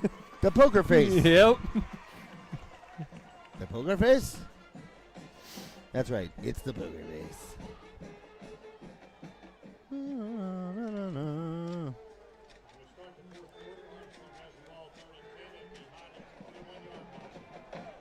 All right. Fourth quarter about to get underway here. Riverhawks trying to capitalize on that interception by Mason Sanders. I would say they're probably within Hunter Reed field goal range, but I know Coach Fabian doesn't want to settle for three right here. Oliver under pressure, got to get rid of it, throws it toward the middle of the field and into a dead spot there, nobody around. That was one situation. I was glad to see him throw it away. Well, you know what? He did a good job throwing it away to a spot where nobody could make a play on that ball. And that's what you want to do. When you got nothing, you're being dragged down there. You don't want to take the sack, obviously. Well, and I think that shows a little more maturity out of Jaden, too, where last year he would have just chucked that ball. I agree with you. That he would have tried to force it down to the end zone, and that's where the problems happen. And you were right. There's Hunter Reed. Oh. Well, Riverhawks calling a we're timeout. Maybe we're going to kick it. Coach Fabian thinking about it. Per usual, he is yeah, nothing's ever definite. Nothing's ever definite. Sometimes I feel like he calls timeouts just for him to think about it. not that his team's out of position or anything like that. It's just he's mulling things over in his head, saying, I'll take another 30 seconds on this one. Like, wait a minute. Is that what I want to do? Well, one thing he has done during his coaching career is put up points. Oh, yes, he has. Seen a lot of high-scoring offenses all the way back to the Katanning days. I mean, it's easy when you got Nick Bowers running down the middle of the field and Braden Toy, tremendous hookup those guys were. I think they had 50-some touchdowns. It was wild. Fun to watch, too. You know, Braden would get into trouble. He'd be scrambling around back there, just chuck it up into the middle of the field, and Big Nick would come swooping in and grab it. Oh, Hunter Reed going to line up a 38-yarder here. This is a big boot. Yeah, this is not something you see too much in high school. Oh, Reed, plenty of leg, and he bangs it. Hunter Reed from 38. That is a shot. Great kick. And it ties the ball game. Hunter Reed from 38, and he made it look easy. Well, like you said, he's got a big leg. He certainly does. A heck of a soccer player, and as I said, an all-conference selection last year at kicker, and really one of the top 3-4 kickers in 4A in the state last year in terms of points scored, in terms of touchbacks, and he's not that big of a kid. No, he's got the leg. The old hammer swing, you know. It's catching that ball flush, and he did right there, and he had plenty of leg there. I think that would have been good from about 43. Yeah, I think he definitely had more out of it. It didn't squeak through the crossbar there. And I think that's a testament too to his, just kind of maybe taking a little bit off to be more accurate. Because I've definitely seen him, hit field goals at 45 yards and up in warm-ups. Yeah. Shout out there to Mr. Don Blainer for working with him a lot. Oh, yeah. Don's like the multi-purpose guy. He's the MacGyver of that team. No doubt. Good call, Dave.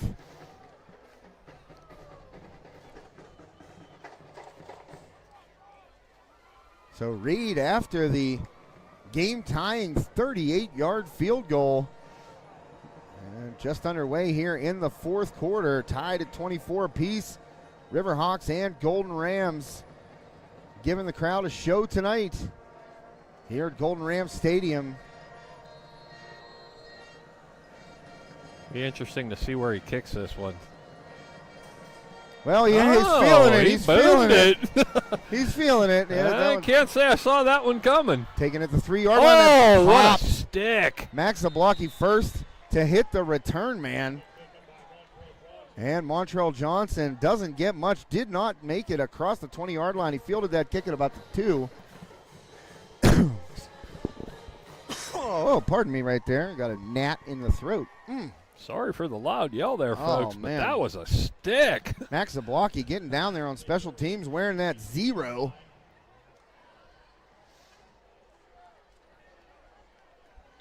And he certainly popped Montrell Johnson. So Highlands begins this drive at their own 19. 11:38 left in regulation. Tie ball game, 24 apiece. Lucas surveys, pocket again, breaks down. He slipped a little bit and wrapped up and dropped. And Rocco Swartz in there first.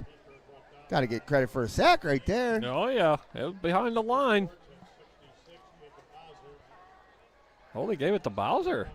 Well, I think Rocco was in there first, but Bowser, hey, man, he was sniffing. He'd clean it up. Either way, both of those guys have been pretty darn good up front for the Riverhawks tonight. Yeah, they played a solid game. Well, now you see on the other side, as Lucas breaks free, he's got some running room. Lucas, long strides, he's got the speed. He is moving right now. It cuts back, misses a tackle right there, and all the way down, Markane Duncan has to push him out inside the Armstrong 20. What a run there by Lucas. That one goes, oh man, I got to do some quick math here. 33 plus, oh boy, 14 plus, what's that, 36, 33, 36, 69-yard run there by Minaj Lucas, man. Wow, did he turn it up, and he had all kinds of running room once he got past that collapsed pocket. And Markane Duncan, again, saving a touchdown really right there as he pushed Lucas out of bounds at the Riverhawks 14-yard line. And I was just going to point out prior to that play that the Riverhawks had switched coverage, putting Quinn Olson over there on Jamar Wright, who has had a big day. There's a handoff, and nowhere to go. Circling back, and Max Zablocki with a huge tackle for loss as he hauls down DeRai Carter. Oh, you don't want to spin when you're that far behind the line of scrimmage. Max Zablocki not fooled. Yeah, and the big play there, that was another thing that Armstrong is getting tons of penetration. They just can't get the quarterback. Well, yeah, a lot of credit there to Lucas. He has been elusive tonight, and I'll tell you what, he's gotten walloped a couple of times, but taking a licking and keep on ticking. Minaj Lucas, big game for him. A couple of long touchdown runs, thrown a touchdown as well. Oh, he's got to have some tremendous stats tonight. Well, Lucas, he sees a man, fires, and that one's off of Carter. And both Carter and Montrell Johnson looking for a flag right there, but good coverage down the field by I don't think he's gonna get that one. I think it was Jablonski and Klein down there on the coverage for the Riverhawks.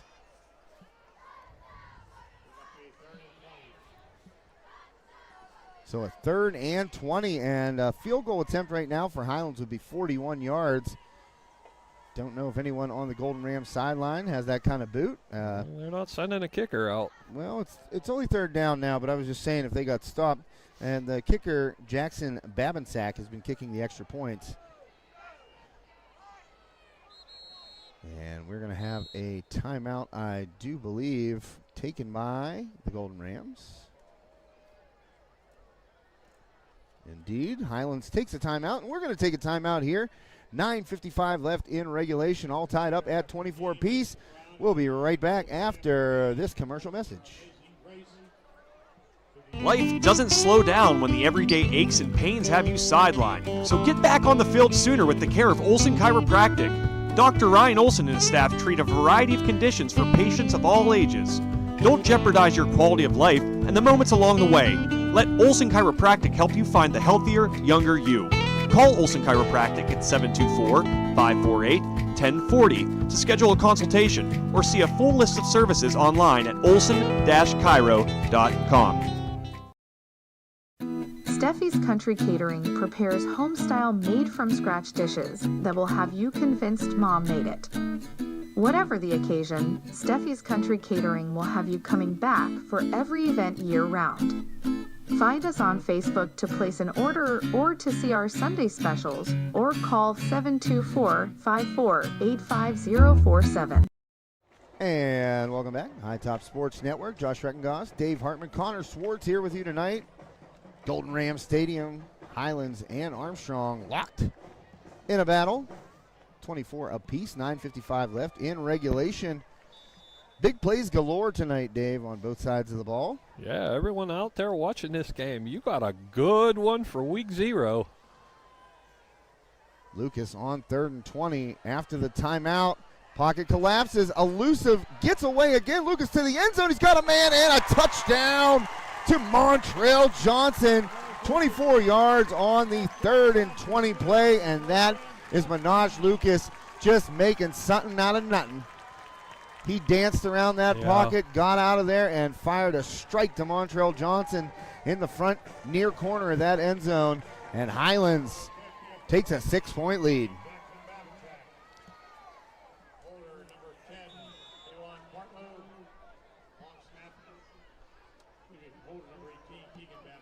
So 30-24 now. Highlands on top. Babinsack.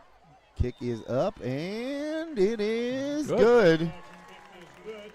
31-24. Big play once again by Minaj Lucas. He has been lights out in this game for the Golden Rams and the Riverhawks, as well as they've played defensively against the run. And, you know, aside from a couple of big plays down the field by Jamar Wright, yes, he has made some tremendous catches, but it's really Lucas. Yeah. The playmaking ability, getting out of the pocket with his legs, and then being able to throw on the run, throw accurately on the run, which he did again right there to Johnson, 24-yard touchdown strike. It has really been a showcase tonight for Minaj Lucas. Yeah. Somebody's going to have to pull more than a rabbit out of their hat to beat him for player of the game here. Well, the Graf Insurance Agency player of the game, leader in the clubhouse right now, Minaj Lucas. Yeah. I'm going to say by a country mile. Oh, yeah. His stat line is going to be incredible, as you said, right before that touchdown.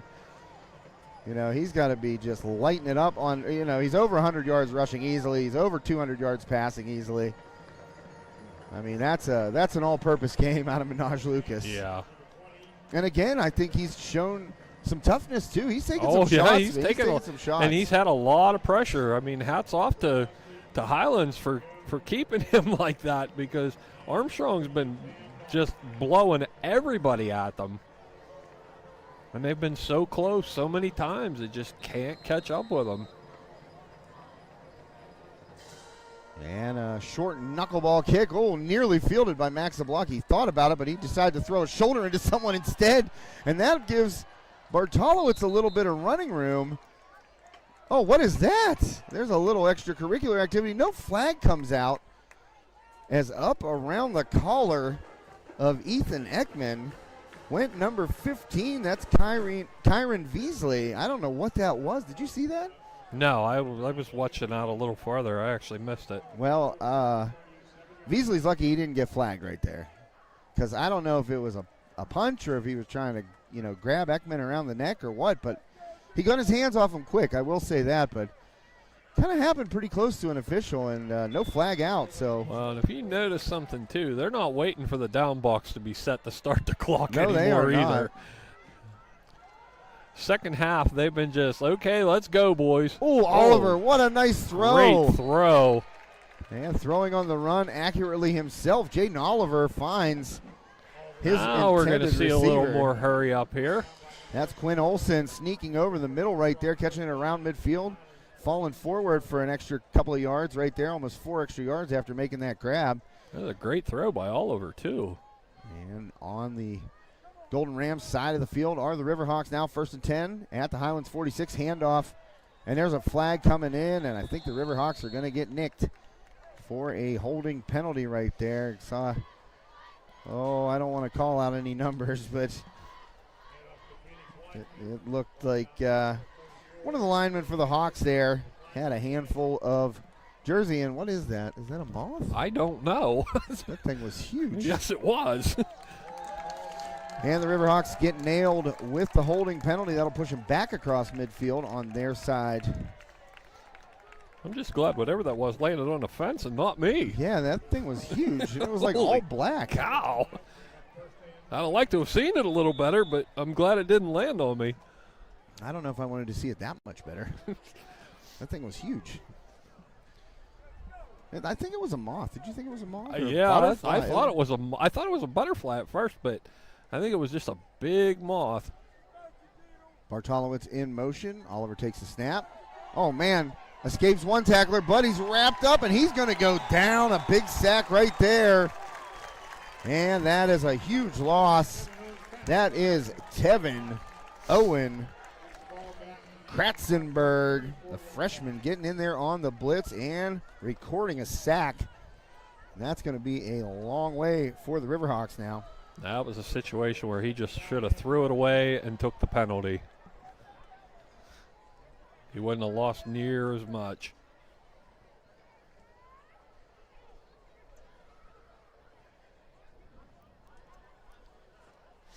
So Riverhawks now facing a 2nd and 30. Boy, they were on Highlands' side of the field there. Looked like they were driving now. Got quite a ways to go. Yeah. And we're going to get a timeout taken by Armstrong head coach Frank Fabian. And the Riverhawks have one left? One left after this one, I do believe. 8:04 left in the fourth quarter. Yeah, because I thought they already called one in the second half. Yeah. Okay, they just took it off the board.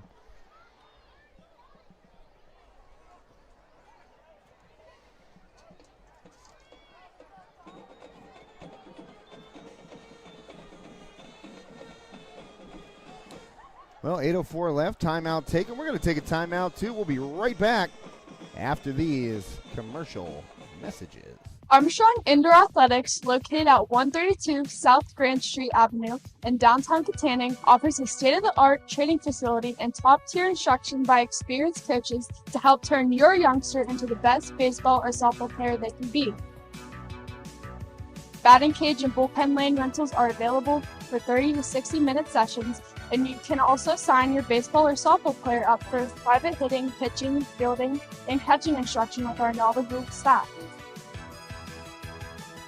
Be sure to visit Armstrong Indoor Athletics online at aia.team or call them at 724-599-9761 for more information today. 3rd and a quarter mile. Well, out of that timeout quickly came those two teams and right onto the field and down the field. A shot was taken by the Riverhawks on 2nd and 30, and it was too long for Jablonski. Now 3rd and 30, Oliver. Under pressure, he goes right into the pressure, somehow escapes, steps out of a tackle, I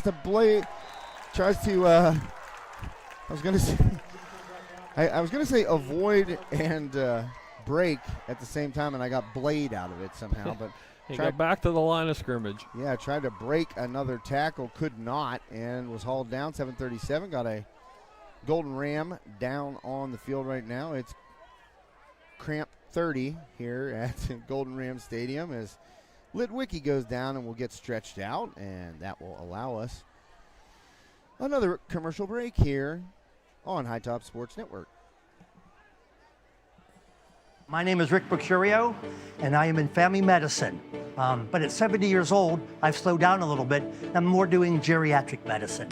We moved to this area in 1984 after finishing my residency in Virginia. My family became members of the YMCA, which is now Richard G. Snyder YMCA. I had 4 children at that time, and we wanted to use the pool for swimming issues, and why soccer for kids is to die for. But back then, that was the most popular of all things. When I was 24 years old, I was second year medical school. We were learning there's benefits to exercise. It wasn't established back then in the 70s. It was not known that atherosclerosis and all kinds of things could benefit from it. It was just being looked at. I've told hundreds of people to start coming to the Y or something. I talked exercise, and I was an example for it. You know, it's real hard if you weigh a whole lot, you smoked and all that, and you didn't exercise. Hell, you should be exercising. You know, I told everybody. People saw how well, you know, what good shape I was, and I was an example. And I always just used the YMCA. That it was a nice place and you know, a friendly atmosphere. They have everything you could want. It was like home to me, really.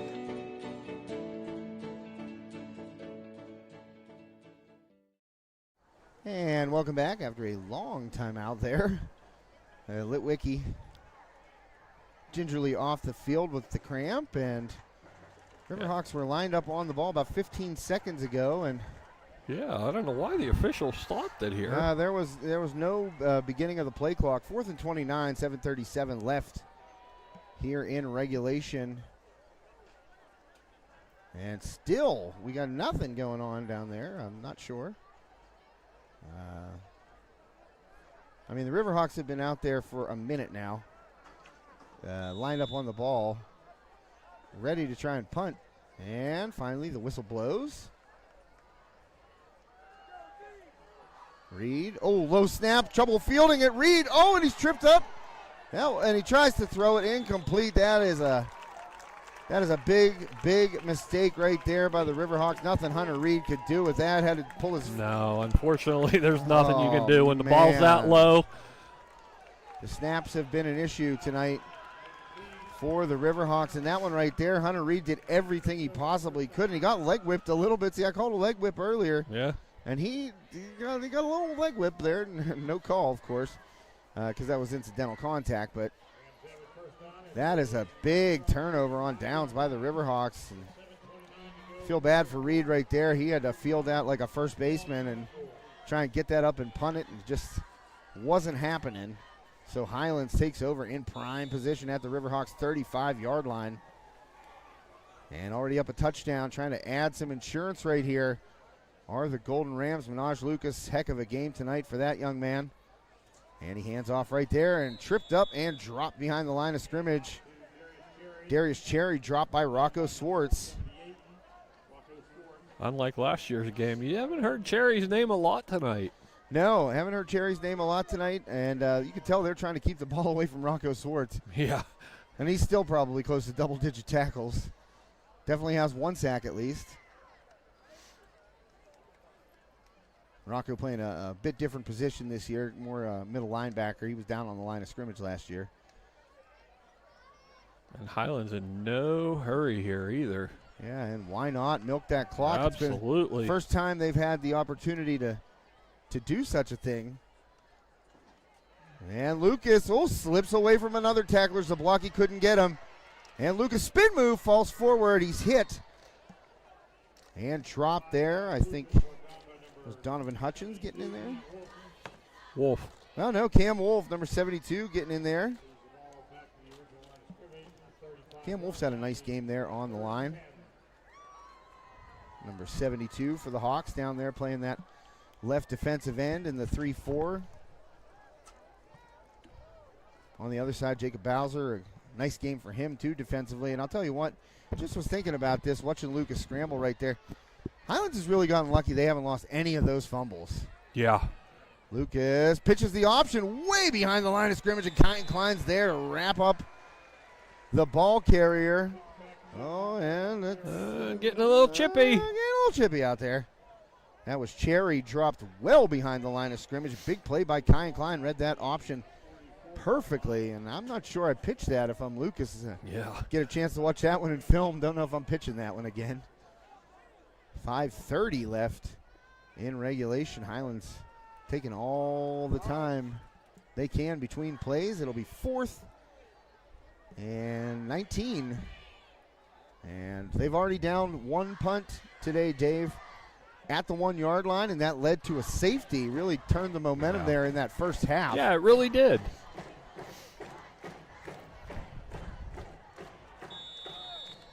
So the play clock went to 0. They've just taken the penalty. Yep. Oh, okay. Push it back 5 more yards and give them a little more room to kick it. And Babin Sack will head back there. He never even came on the field. His coach was like, we're letting it run down. Yeah. Delay game penalty taken intentionally there by the Rams. 5 minutes and rolling. There's another giant moth. Oh, man, that is huge. Is that a moth? That looks like a bird. Wow. Babinsack for the punt. Run into there. No flag. That ball bounces, takes a Golden Rams roll inside the Riverhawks 20, down at about the 18-yard line. And that one is down by Marquise Johnson. What did I say, 18? I was wrong. Hey, you were close. Well, you know those line marks. You did say you weren't good with numbers. You know, the long ones I know are 5. Yeah. Them little ones, I get confused. 4:39 left. Riverhawks got a long way to go. 86 yards to pay dirt here. Need to hit a big play and got to take a couple chances here to get down the field. Highlands maybe one stop away from securing this victory. Well, and if anybody's going to take chances, it's going to be Coach yeah. Fabian. He's not going to sit down and take this. It ain't going to be 3 yards in a cloud of dust right here, I'll tell you that. No. Although their most effective drive of the day was one pass and then about 8 running plays. And Oliver rolls to his right, looking for a man at the sidelines, makes a catch. And trying to get forward is Kyan Klein. He gets to the 20-yard line. Tackled there. And Cherry with the tackle right at the 20, it looks like. So a gain of about 6 there for the Riverhawks. Once again, they let a little hit go after the man's already down. I've seen it a few times tonight. Yeah. On both sides, honestly. Yeah. They normally don't let that stuff go. They're going to say 2nd and 5 here. That ball's right at the 20. So, looked like about 6 because it started at the 14, but hey, why not? Snap to Oliver. And he spins inside. He's going to gain a couple. And there's a flag on the play. Dirty laundry. That one's going to go against Armstrong. Well, you know, when the quarterback was on those design draws, it's usually a hold. Yeah, you're gonna take a wild guess and say holding on the Riverhawks here. Yeah, and they're already backing up. Well, they know it. Official looking for his mic button. Not going to use it. Maybe fell down the pant leg there. I don't know. Yeah. He looked down for it. Hey, wait a minute. It's here somewhere. Just shake the pant leg a little bit. It's in there. 3:45 left. 4th quarter. Highlands on the strength of one Minaj Lucas. Really doing it all tonight for the Golden Rams. Just about 3.5 minutes away from taking a victory in this week 0 matchup with the Armstrong Riverhawks. Snap. Klein holds on to it, fires. He's got Jablonski. And Jablonski up around the 24. Oh, nice second effort. He's going to be close. They're going to mark him short. I was going to say he was really close. Great second effort there by Jablonski. It's going to be, looks like about 4th and about a half a yard, maybe? Oh, man, maybe a little bit less even, honestly. Yeah, it looked close from up here. 4th and about 18 inches for the Riverhawks. Oh, yeah. Excuse me, it's 3rd down, Dave. There was a penalty there. So it was third and 18. I don't know. Wait a minute. Whoa. We got mass confusion on the line over there. They were moving the sticks there. Yeah. So they gave him the first down? Yeah, they did. Oh, boy. They're all on different pages over there. Well, we were on a different page today to start day, but we synced up. That's right. I feel like we're good to go. The last 3 quarters have been just smooth as silk. Well, I don't know if I'd go that far, but smooth as something not really that smooth. Yeah. Smooth as sand. Okay, there you go.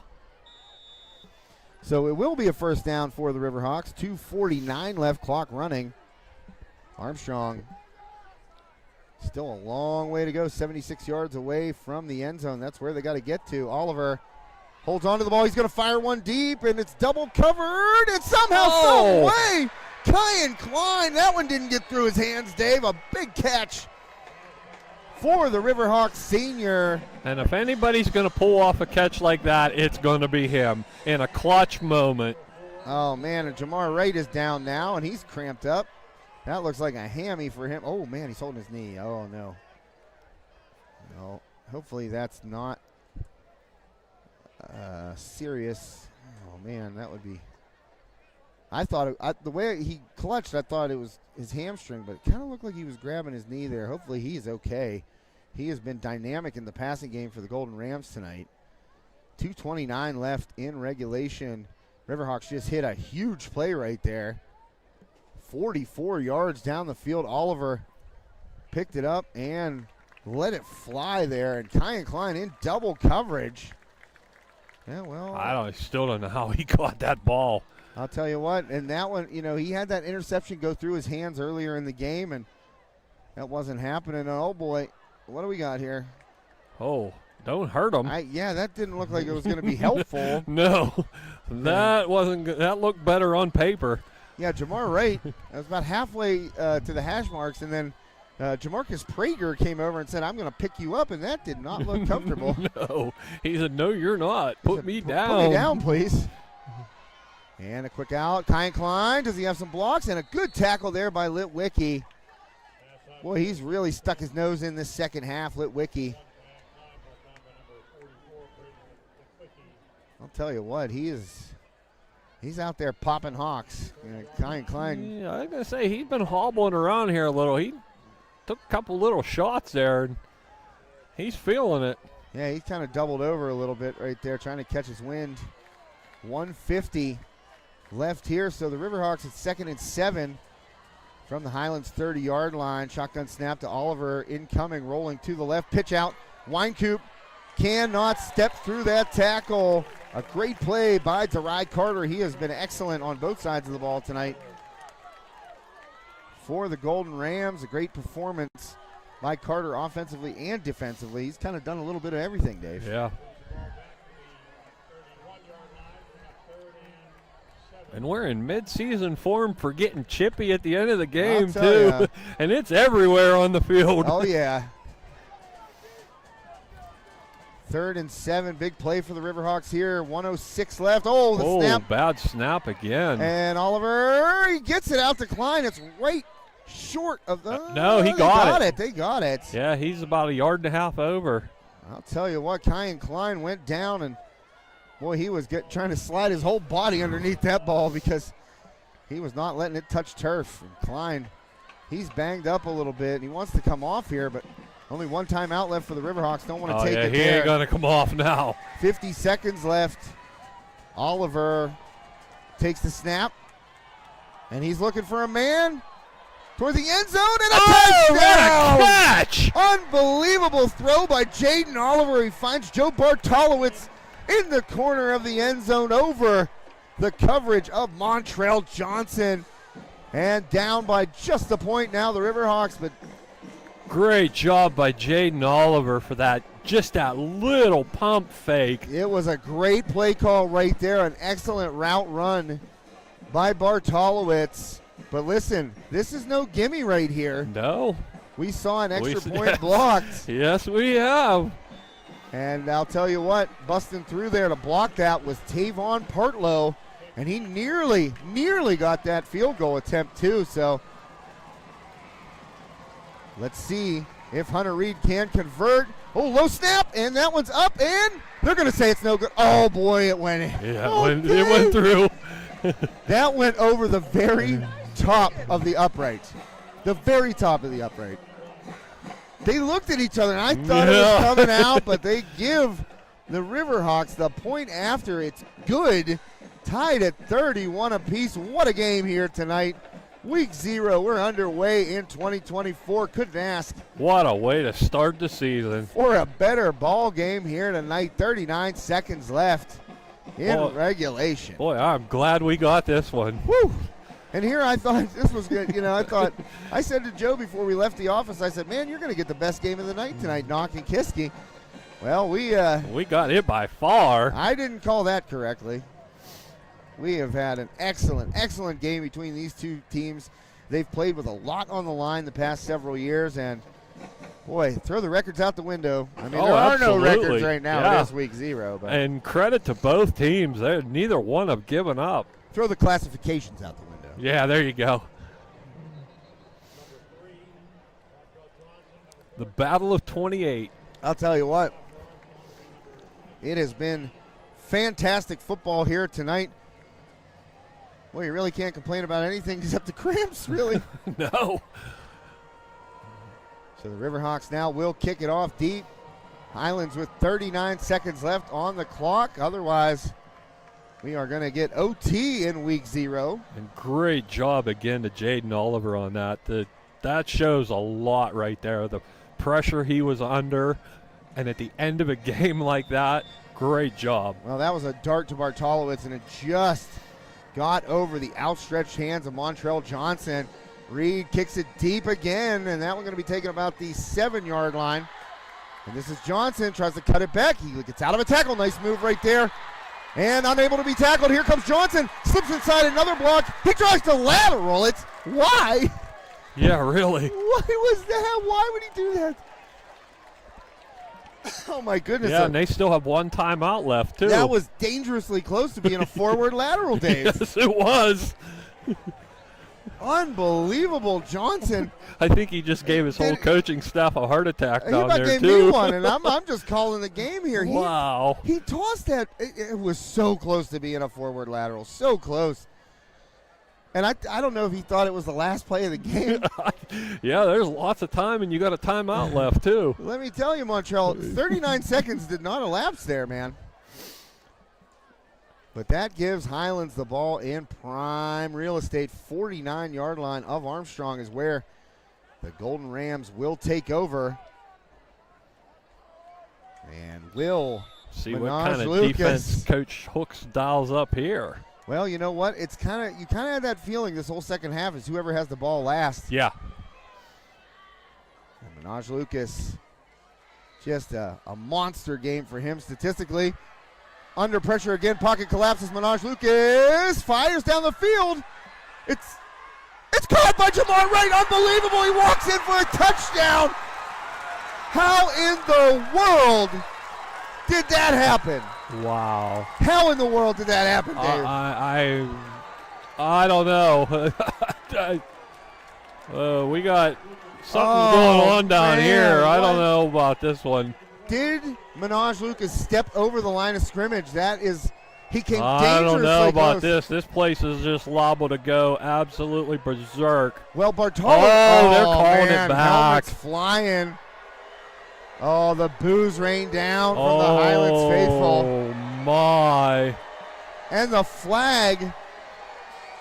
Oh, okay. I didn't see the flag at first. He stepped over the line of scrimmage. He had to. No, they're going to get an illegal. A hold. No, it was an illegal block. Illegal hands to the face. Wow. Unbelievable. Armstrong dodged a missile on that one. Well, you know what? Jamar Wright. I thought he stepped out of bounds down here. I thought he stepped over the line of scrimmage, honestly. When he threw it, he came so close during that first touchdown that was taken off the board for an illegal man downfield.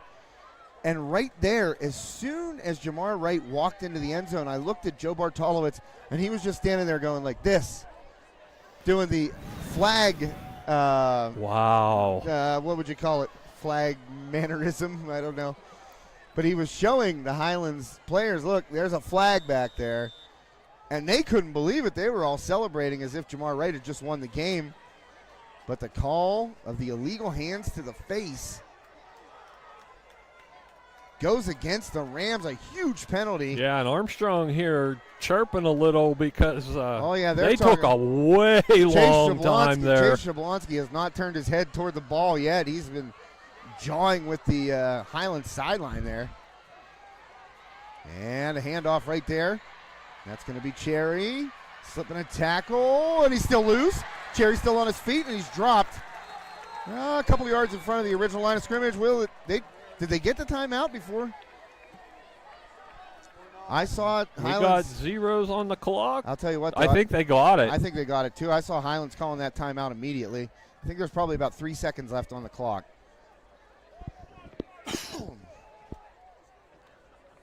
I'm going to say they put 3 on it. Yep.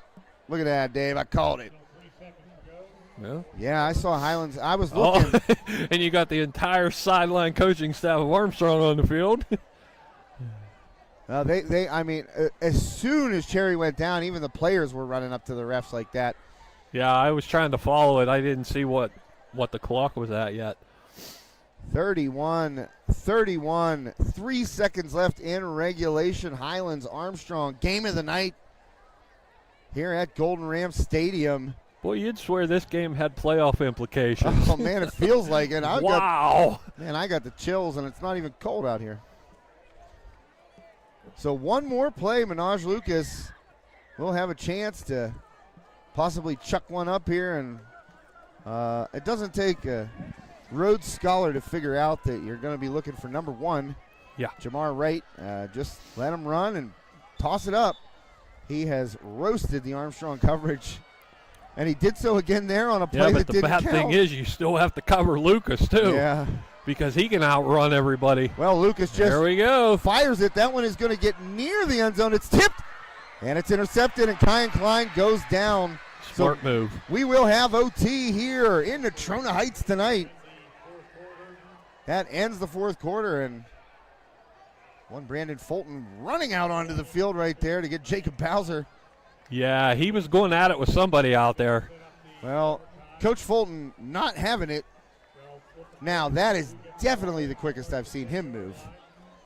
Oh, he can move. Oh, I know it. Trust me, I've had to guard him on the court numerous He can move. Listen, Fulton, it ain't no walk in the park trying to guard him in the post. Yeah, and I'll tell you what, he's slimmed down a lot, too. Yeah, he has. He actually really, really looks good. Yeah. I definitely wouldn't want to guard him now because, see, like, he's a lot lighter and I'm a lot older. But we used to have some battles down there at the Richard G. Snyder YMCA. Oh, I'll bet. I'll tell you what, we got into it. Before I really knew him all that well, he and I it was getting physical, and we would be screaming at each other face to face. I mean. Oh, that's one thing with Brandon. He won't back down from nobody. Oh, no, and certainly I wouldn't back down from me either. I'd be like, oh, come on, old man. What are you doing? But yeah, Coach Fulton getting out there quickly and pulling Jacob Bowser off the field, that's the last thing you want there. Yeah, you don't want a stupid penalty now. No, especially with no time on the clock. So we are going to head to OT here at Golden Ram Stadium. What a game, folks. Oh, unreal. Unreal. You just can't believe it. Like, everything we've seen tonight in this game. It has been a battle. And just tremendous effort. Both teams just leaving it all on the field, really. And we're not done yet. It ain't settled yet, folks. OT coming up here shortly after these commercial messages. You're watching High Top Sports Network. Josh Rettengoss, Dave Hartman, Connor Swartz. We'll be right back. Steffi's Country Catering prepares home-style made-from-scratch dishes that will have you convinced Mom made it. Whatever the occasion, Steffi's Country Catering will have you coming back for every event year-round. Find us on Facebook to place an order or to see our Sunday specials, or call 724-54-85047. Life doesn't slow down when the everyday aches and pains have you sidelined. So get back on the field sooner with the care of Olson Chiropractic. Dr. Ryan Olson and his staff treat a variety of conditions for patients of all ages. Don't jeopardize your quality of life and the moments along the way. Let Olson Chiropractic help you find the healthier, younger you. Call Olson Chiropractic at 724-548-1040 to schedule a consultation or see a full list of services online at olson-chiro.com. Armstrong Indoor Athletics, located at 132 South Grand Street Avenue in downtown Katanning, offers a state-of-the-art training facility and top-tier instruction by experienced coaches to help turn your youngster into the best baseball or softball player they can be. Batting cage and bullpen lane rentals are available for 30 to 60-minute sessions, and you can also sign your baseball or softball player up for private hitting, pitching, fielding, and catching instruction with our knowledgeable staff. Be sure to visit Armstrong Indoor Athletics online at aia.team or call them at 724-599-9761 for more information today.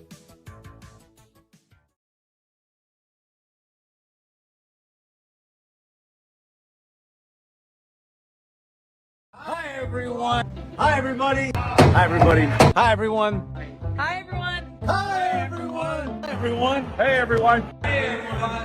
Hi, everyone. Hi, everyone. We're here tonight at the Richard G. Snyder YMCA.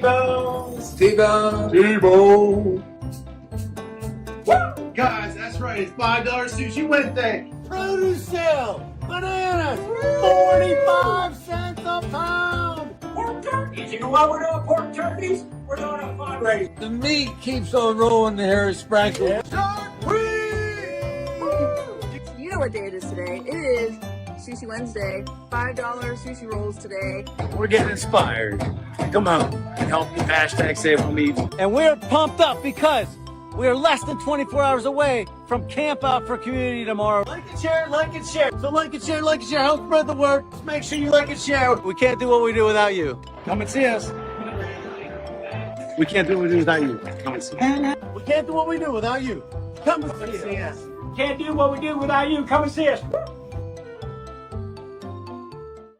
Bye.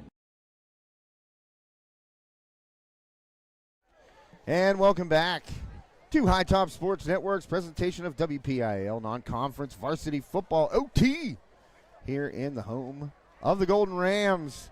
Highlands and Armstrong tied at 31. At the end of regulation, the Riverhawks have won the toss, and I believe they are going to go on offense. Yeah, as we were talking off the air, Dave, I said, "What would you do?" And I said I would let my defense play first. I said, "What would you do?" And you said same.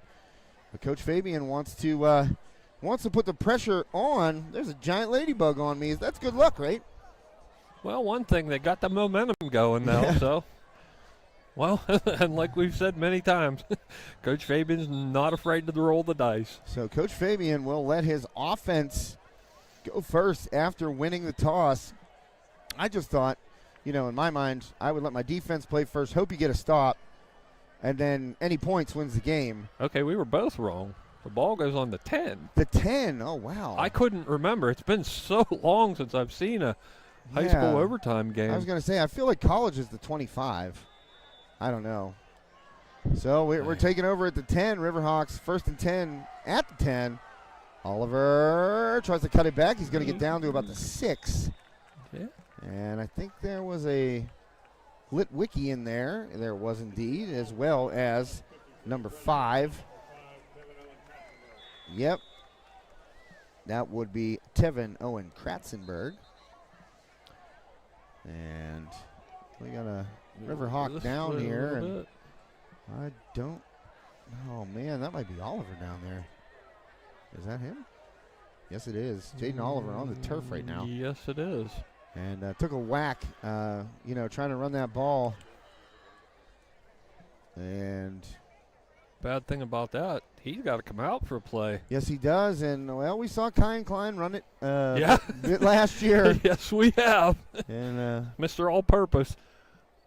Yeah, Oliver down on the field, looks shaken up. That's definitely not a cramp. That was a result of the hit. So we're going to take a quick commercial break and be right back after this. Steffi's Country Catering prepares home-style made-from-scratch dishes that will have you convinced Mom made it. Whatever the occasion, Steffi's Country Catering will have you coming back for every event year-round. Find us on Facebook to place an order or to see our Sunday specials, or call 724-54-85047.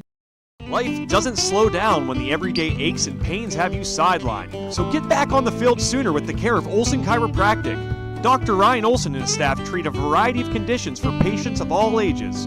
Don't jeopardize your quality of life and the moments along the way. Let Olson Chiropractic help you find the healthier, younger you. Call Olson Chiropractic at 724-548-1040 to schedule a consultation or see a full list of services online at olson-chiro.com. Welcome back. High Top Sports Network. Jaden Oliver out of the game, walked off wobbly. Kyan Klein in at quarterback now. 2nd and 6. Klein getting he got down to about the 2. Yeah, he Yeah, I think they're going to spot him just inside the 2. So Kyan Klein, nice play. A couple of quarterback design runs, and I do not think Jaden Oliver's coming back in. No, I don't think so either. The way he was walking off the field. Yeah, Hopefully he's okay and just. As I said, Dave, off the air, he looked like a boxer who just got tagged, and I'd be really surprised if he came back in, to be quite honest. Yeah. And we're going to get a timeout here taken by the Riverhawks. It is 3rd and 2. And we have seen Kyan Klein in this situation before. He's perfectly capable of handling the snaps here. Yeah, that timeout. You only get one in the OT. And Coach Fabian elects to use his here.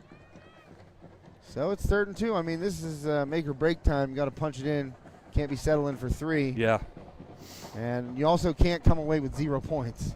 And that's where it's so difficult to draw up just the right play or to call just the right play. As took a look over to the sideline over there. And yeah, that's what I was looking. I can't see him.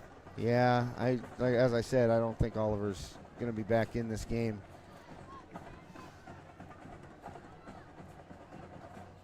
So Klein still out there, gets the play call.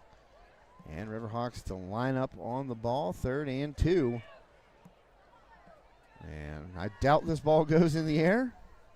Just going to say that Coach Fabian told the big boys up front, push forward. Yes.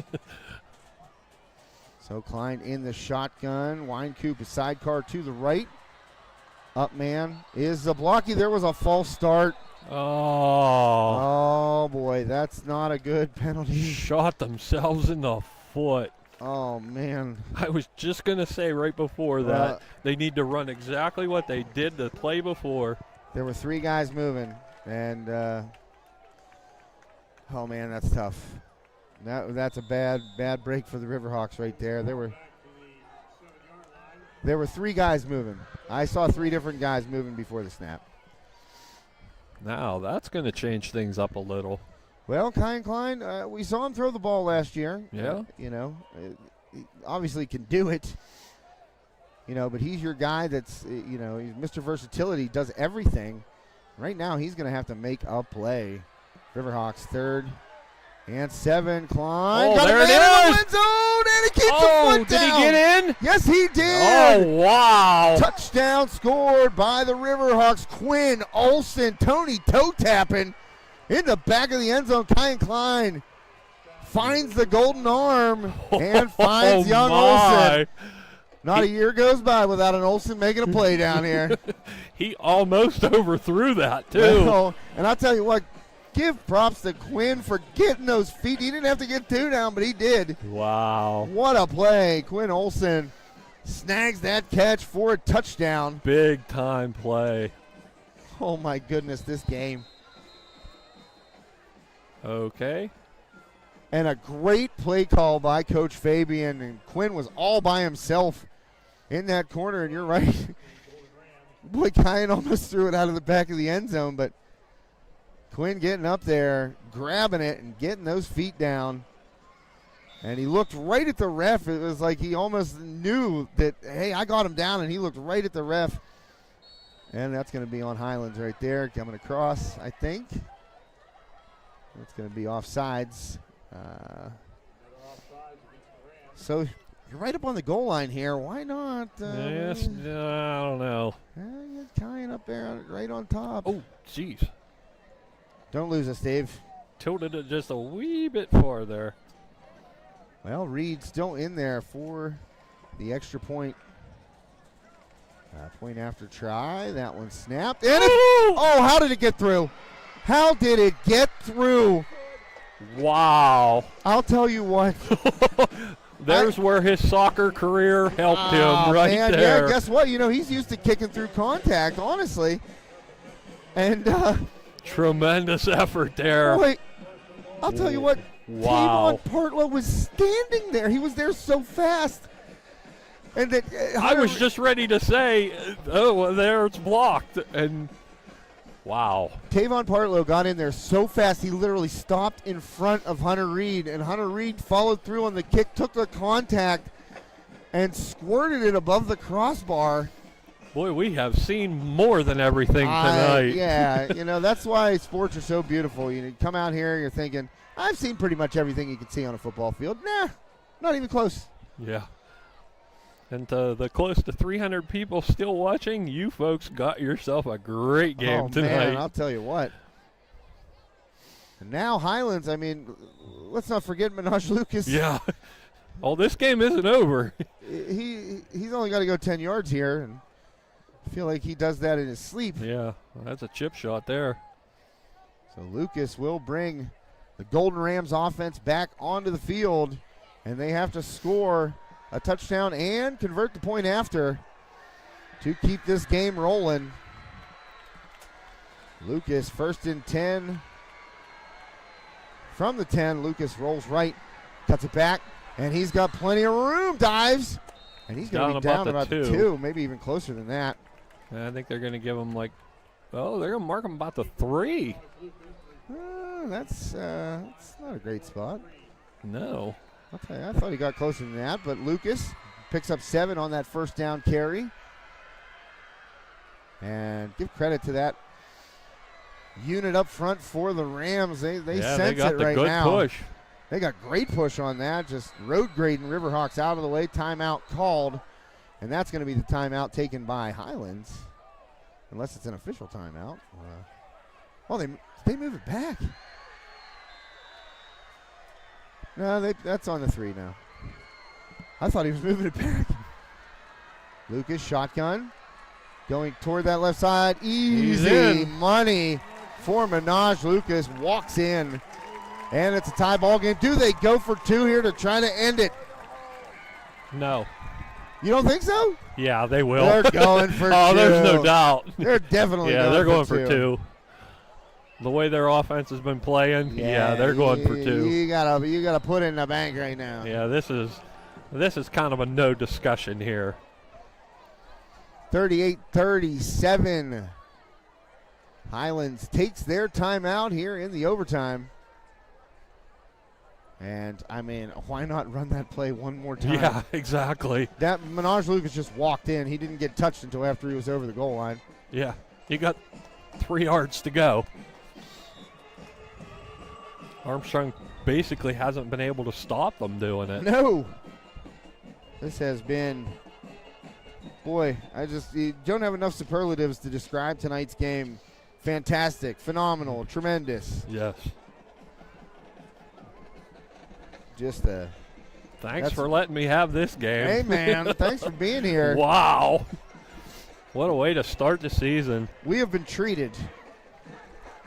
Yeah, we're going to be spoiled after this one. I know. So Lucas and the offense back out there. Don't see Babinsack, so methinks they ain't kicking. No, they're not going to kick. I'm guessing they run the exact same play. What do you think? Yeah, why not? You got Cherry lined up left. That's where he was on this play. Do they go left side? Oh, nearly offsides right there. Rocco Swartz, they run the exact same play. Lucas, he stopped short. He is stopped short. They did stop him. He didn't get it. The Riverhawks win. Armstrong storms the field. Unbelievable. Who got in there to make that play? Was it Cam Wolf? It was Cam Wolf, big number 72. The stop of Minaj Lucas, who had run rampant. Roughshod over the Riverhawks, and Cam Wolf blows it up. Wow. He's got the ball in his hand. Let the big man eat. Armstrong steals a victory here at Highlands. Unbelievable finish, 38-37. Minaj Lucas stopped short. Cam Wolf said they're running the same play, and he blew it up. Wow, what a finish. What a finish. Just a tremendous game. Friday Night Lights at its best. Woo! And I'm telling you what, coaches are right out front there saying, all right, fellas, keep it classy here. We don't want anything to, put a sour taste in anybody's mouth after this. Everybody that played tonight left it all on the field, blood, sweat, and tears. Riverhawks and Golden Rams in an instant classic. 38-37 Armstrong on the road in OT. You know what? They're not going to shake hands. It doesn't look like – I feel like the coaches are thinking maybe we shouldn't do this. And honestly, I think it's a wise decision right now. Yeah, somebody's the way things got at the – oh, maybe they are. Well, I hope it turns out to be sportsmen. Because I know one of the Highlands coaches walked over and said something. Well, they are – I just hope tempers don't flare here. Oh, man, it's the heat of the moment. Yeah, oh, and it's understandable. It really is. Well, there's a lot of hugs being had out there. And yeah. Yeah, between the coaching staffs, that's really good to see because they both left it all out on the field. And I'll tell you what, these two teams had just tooth and nail. Every inch of this field was just an absolute war of attrition out there, Dave. And what a finale. Cam Wolf, the big stop. I'm sorry. For all the offensive fireworks, we got to give our Steffi's Country Catering play of the game to Big Cam Wolf, number 72. Yeah. Blowing up that two-point conversion and sealing the victory for the Armstrong Riverhawks. What I ain't going to lie. I thought we were going to another one. I said, I'll bet you they run the exact same play, and they ran the exact same play, and Cam Wolf, he sniffed it out, and the big boy got in there and stopped Lucas just short of that goal line.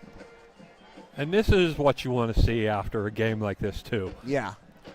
They took a couple minutes, calmed them down, got their heads, and shook hands, and the coaches all congratulating each other. That's sportsmanship there. Well, thank you to all of our fantastic sponsors tonight. Sprinkles Neighborhood Market in Katanning. Make sure you stop in, check out their new rewards program. We can't do what we do without you. Hashtag come and see us.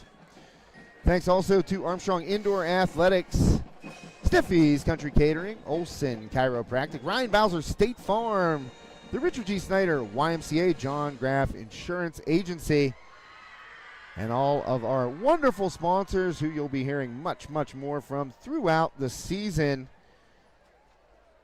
Dave, Connor, I don't know if I have much voice left. Let's call this one a night. Wow.